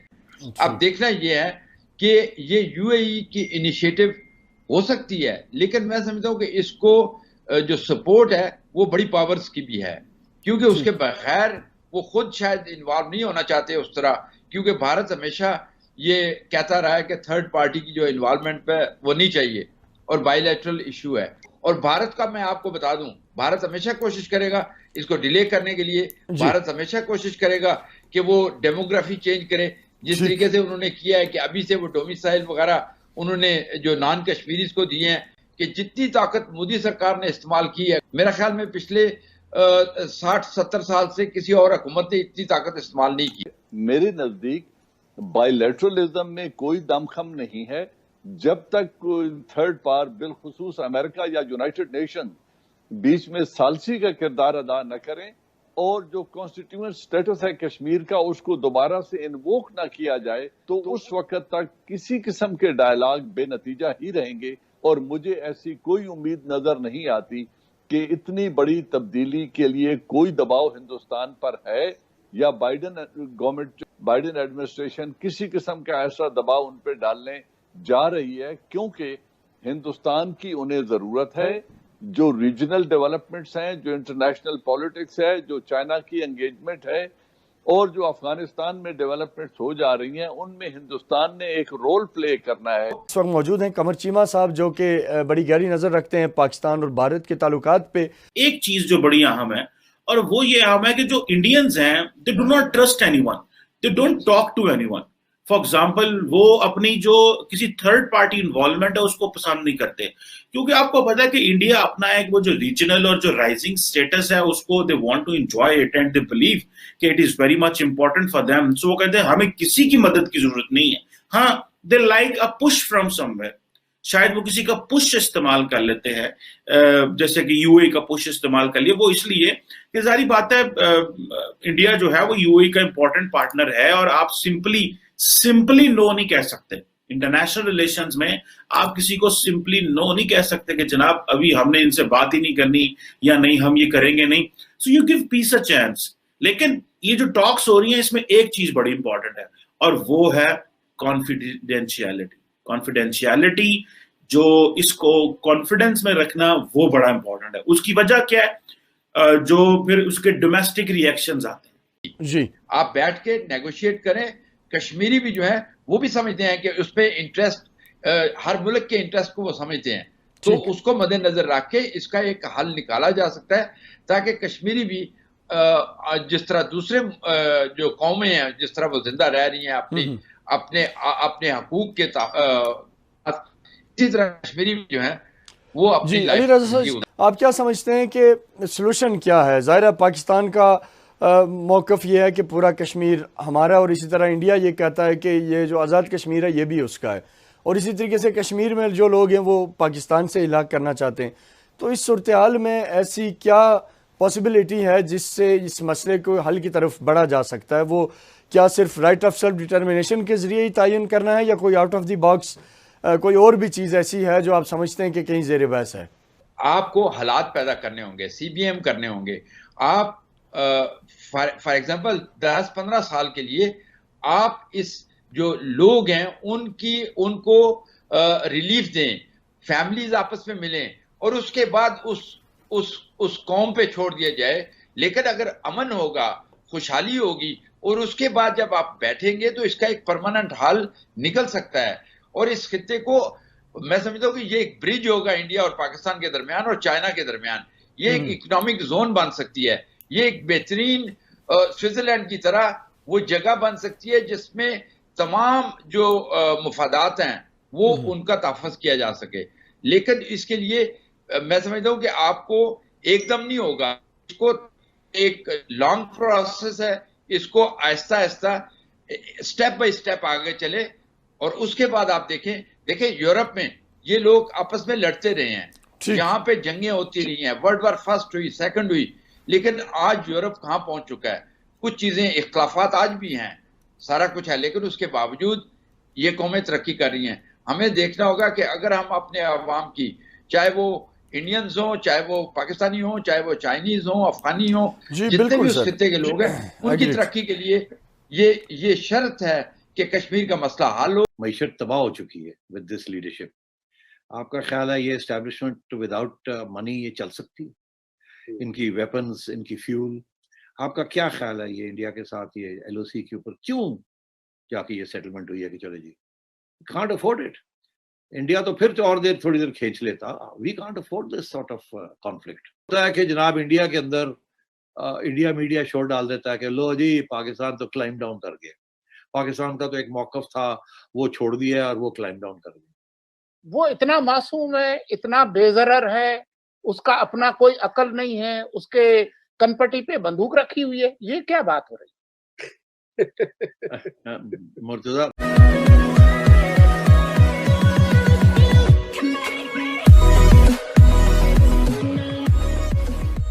नमस्कार दोस्तों, अब यहाँ पर बात हो रही है कि मान लीजिए कि अगर इंडिया और पाकिस्तान की वॉर होती है तो इंडिया तो पता नहीं कितने दिनों तक ये वॉर जो है वो झेल लेगा, क्योंकि 600-700 बिलियन डॉलर उसके पास पड़े हैं और पाकिस्तान के पास 3-4 बिलियन से ज़्यादा कुछ नहीं है, और वो भी दूसरे के दिए हुए हैं जो आपको क्रेडिट दिखानी है, इसलिए आपको रखने पड़ते हैं।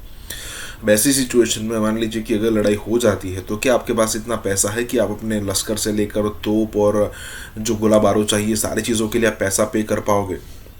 क्या आपके पास इतना पैसा है कि आप ऑयल जो ज़रूरत पड़ेगी इसमें, क्या आपको लगता है कि एक दिन से 2 दिन तो ज़्यादा कहता हूँ कि 1 दिन से ज़्यादा आप टिक पाओगे इंडिया के सामने? क्या आपके पास कोई ऑप्शन बचेगा? अगर नहीं बचता है आपके पास तो फिर सीधी बात है कि ये जो जिहाद वाली सिचुएशन है उसको छोड़ो, इंडिया के साथ ट्रेड शुरू करो, बिजनेस शुरू करो, और तब जाकर जो है वो पाकिस्तान के अंदर बेरोज़गारी, महंगाई थोड़ी कम होगी। डॉलर के सामने पाकिस्तानी रुपया जो रोज़ पिट रहा है ना वो स्टेबल होगा। उसके बाद जो पेट्रोल और डीजल की प्राइसेस जो बढ़ रही है ना वो स्टेबल होगी। इन शॉर्ट पाकिस्तानी जनता को अलग अलग एंगल से, बहुत ही ज़्यादा एंगल से बेनिफिट्स होना शुरू होंगे, लेकिन पता नहीं ये समझ में हमें आ रहा है, उनको क्यों नहीं आ रहा। इसी के साथ ये वीडियो शुरू करता है कि बड़े मुश्किल हालात आ गए सिर्फ कहने के साथ कि हम जो है अब जियो इकोनॉमिक्स की तरफ जा रहे हैं।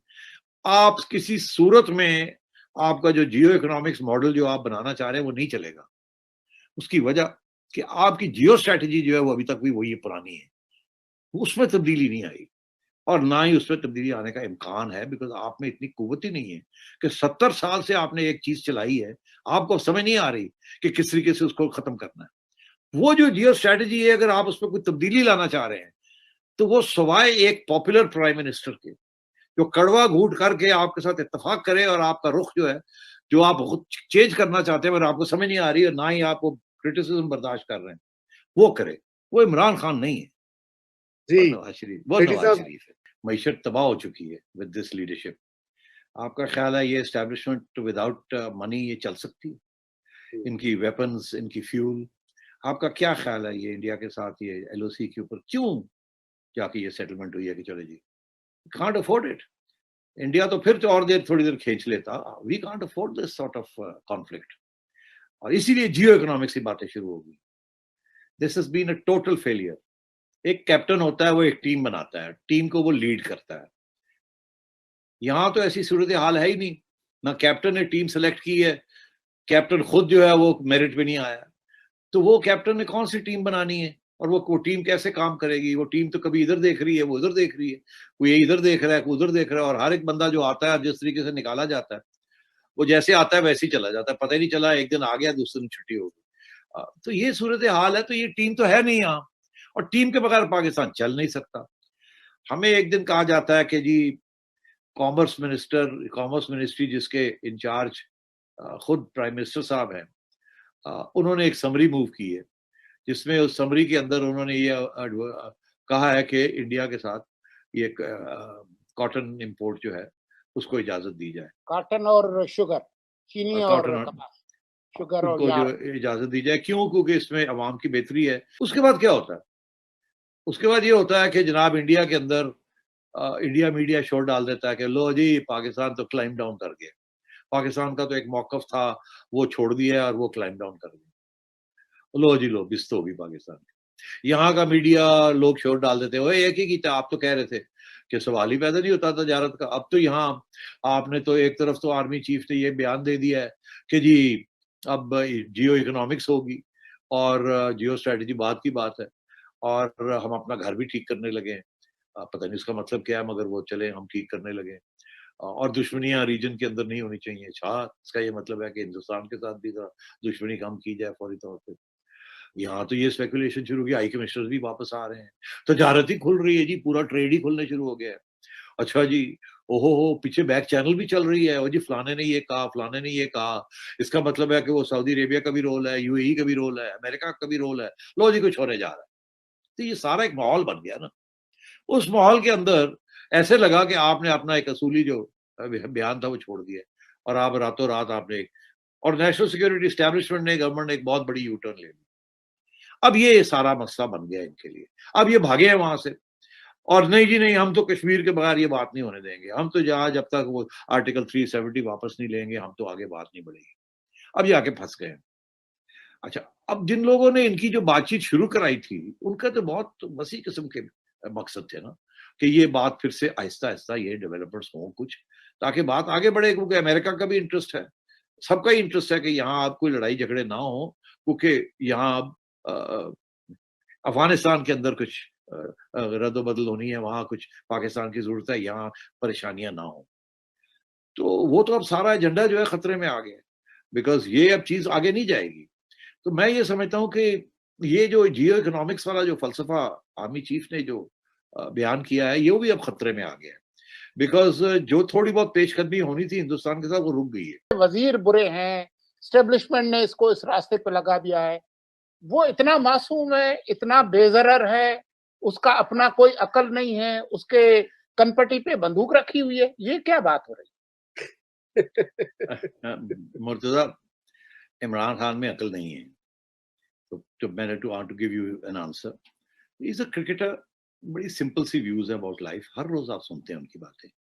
कभी कुकड़ बन रहे होते हैं और कभी अंडे हो रहे होते हैं और कभी बनागा बन रहे होते हैं और कभी, मतलब है कि ही इज बेचारा, मतलब है कि मैं क्या कहूँ उसके बारे में।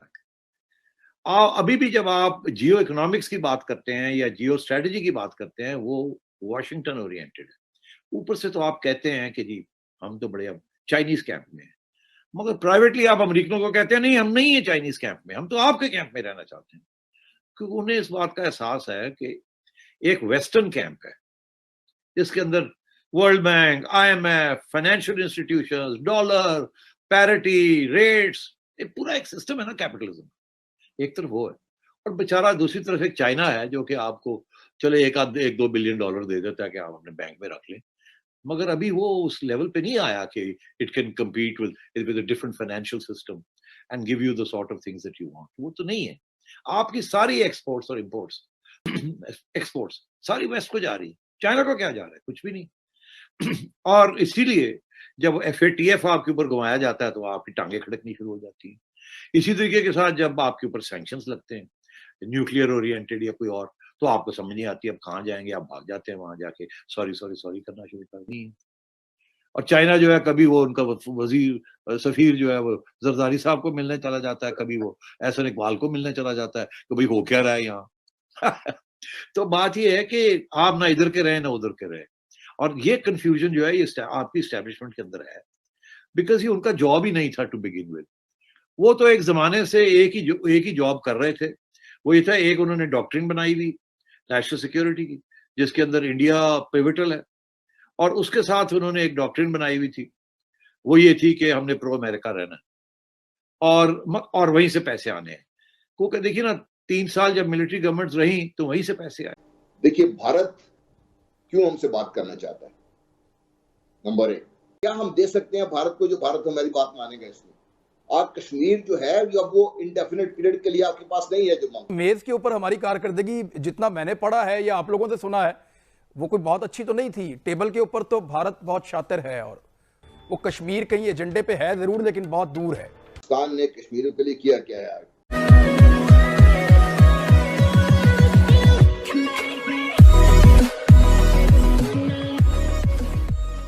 नमस्कार दोस्तों, अब यहाँ पर बात हो रही है कि भाई आखिरकार पाकिस्तान ने कश्मीर के लिए किया ही क्या है।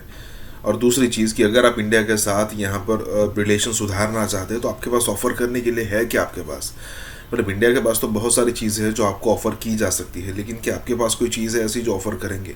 चलो वो छोड़िए, अगर लड़ाइयाँ यहाँ पर होती है इंडिया और पाकिस्तान के बीच में तो आपके पास क्या एक भी ऐसा पॉइंट है जिससे इंडिया डरेगा?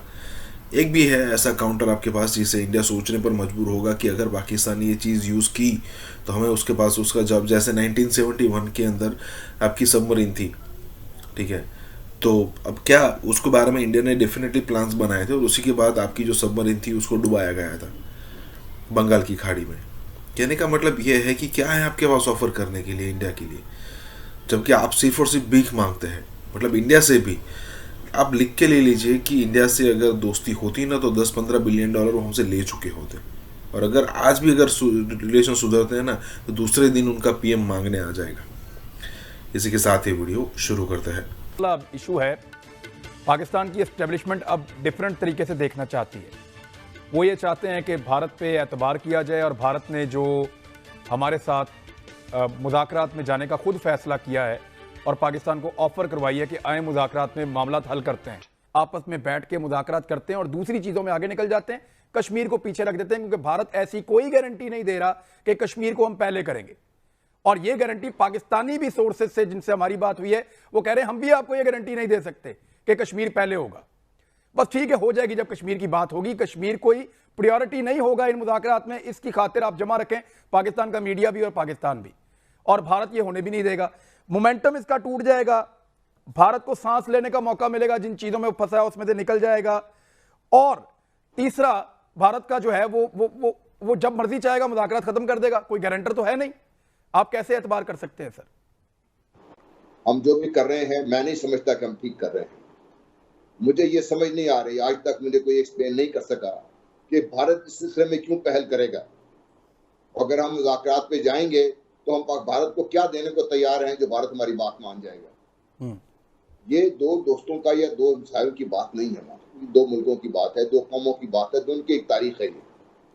और इस वक्त जिस तरीके से भारत के ऊपर एक खास किस्म का माइंडसेट मुसलत हुआ है और ये बड़ी मुश्किल से लेके आए हैं उसको, और इसके कतई नजर इसके कि चाहे वो ये बीजेपी है या कांग्रेस है, दोनों के मकासद में कभी फर्क नहीं पड़ा।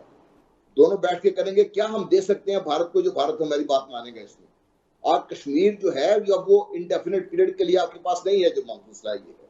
इस वक्त मामला गर्म है, नंबर 1। नंबर 2, भारत जिस तरीके से मकबूजा कश्मीर की आबादी का तनासुब चेंज कर रहा है, क्या उसने रोक दिया? जनरल साहब आपको लगता है कि हम भारत की मदद करेंगे अगर इस वक्त उसको मौका देंगे सांस लेने का? तो मैं आपसे कह रहा हूँ, मैं आज से नहीं कह रहा हूँ, शुरू दिन से कह रहा हूँ ये हमने बहुत बड़ी गलती की है।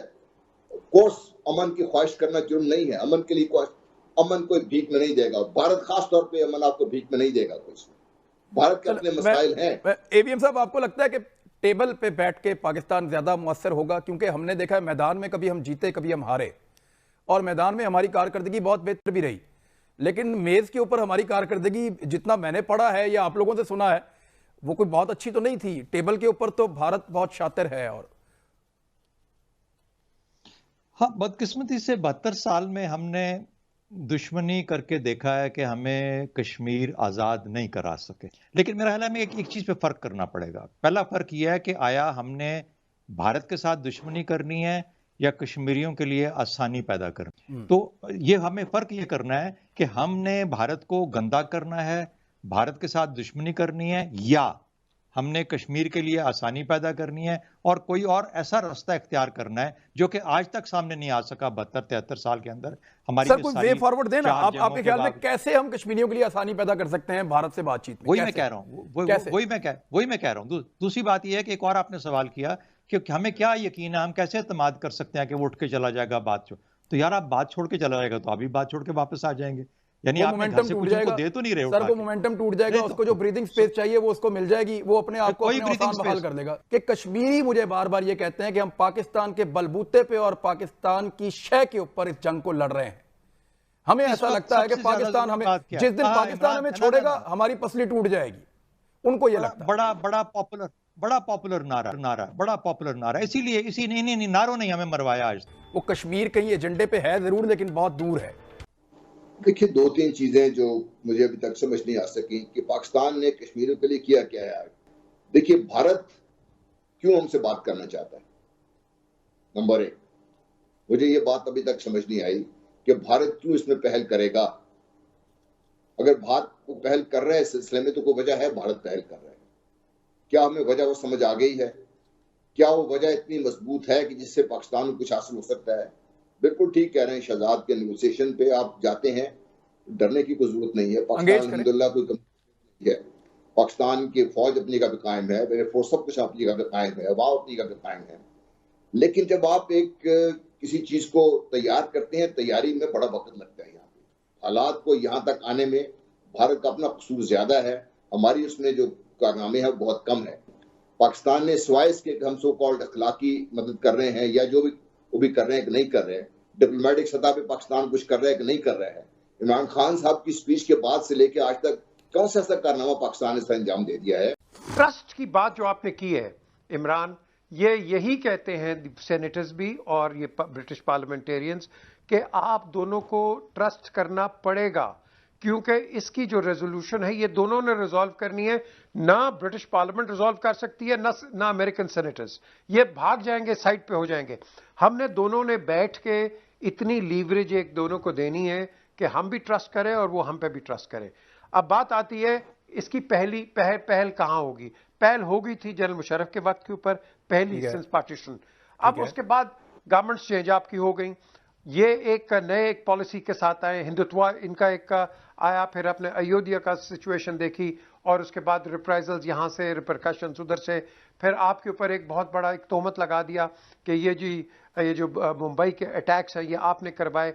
कि अभी जो हिंदुस्तान की तरफ से एक इनिशिएटिव आया, it is a good initiative, हमें उसका हाथ पकड़ना है। Because at the end of the day Imran, हम अपने नेबर को चेंज नहीं कर सकते। मैं अपनी पॉलिसी चाइना, अमेरिका और रशिया के साथ शायद चेंज कर लूँ, ये इसके साथ मेरा जो है वो आप कह लो कि जो बंधन है वो हम चेंज नहीं कर सकते। So we have to get on the right path, both of us, on bilateral and mutual respect. जब भी आप नेगोशिएशन के लिए जाते हैं या बातचीत लेके जाते हैं, अगर आप फिक्स्ड एजेंडा, फिक्स्ड पर्पस के साथ जाएंगे, यानी मैं पहले दिन जाके ये चीज़ मांगूंगा या लूंगा, तो फिर वो मुज़ाकरात आप ना ही जाएं तो उससे अच्छी बात है। दूसरी बात यह है कि आपने जाके वहां पे कोशिश करनी है, वहां पे ट्राई करना है, देखना उसके पास क्या है, व्हाट डज ही ऑफर, उसके पास क्या प्लेट के अंदर। नेगोशिएशन है फिक्स्ड पॉइंट्स के साथ नहीं जाती। हमेशा नेगोशिएशन का मतलब होता है आपकी एक पोजीशन है, एक फॉल बैक पोजीशन है, उसकी एक पोजीशन है, उसकी फॉल बैक पोजीशन होगी, आप उसको फिर बार्टर करते हैं, देखते हैं चीज़ों को कैसे बात सौदा कैसे तय होता है, मेरे मन के आता है वो सौदा पूरा होता है कि नहीं होता, तो इसलिए हम अजम्पशन कर लेते हैं इस चीज़ के ऊपर। दूसरी बात, एक चीज़ याद रखें कि हमें इंडिया के साथ या किसी के साथ भी बातचीत करते हुए कभी डरना नहीं चाहिए। We should not be shy. उसकी वजह यह है कि वी नो एग्जैक्टली हम इंडिया से बेहतर किसी और मुल्क के साथ जंग करने के लिए हमारा निज़ाम तैयार नहीं है। अगर हमें कुछ पता है तो हमें पता है कि इंडिया के साथ जंग कैसे करनी है। मिक्स कर देते हैं चीज़ों को। दुश्मनी इंडिया के साथ 72-73 साल वाली पुरानी अपनी जगह पे मौजूद है, हमारे स्ट्रक्चर्स मौजूद है। हमने एक डिवीजन फौज वहां से अपने कश्मीर से या किसी जगह से नहीं हटाई, एक ब्रिगेड नहीं हटाया अभी तक। तो what are you scared of? खौफ किस बात का है?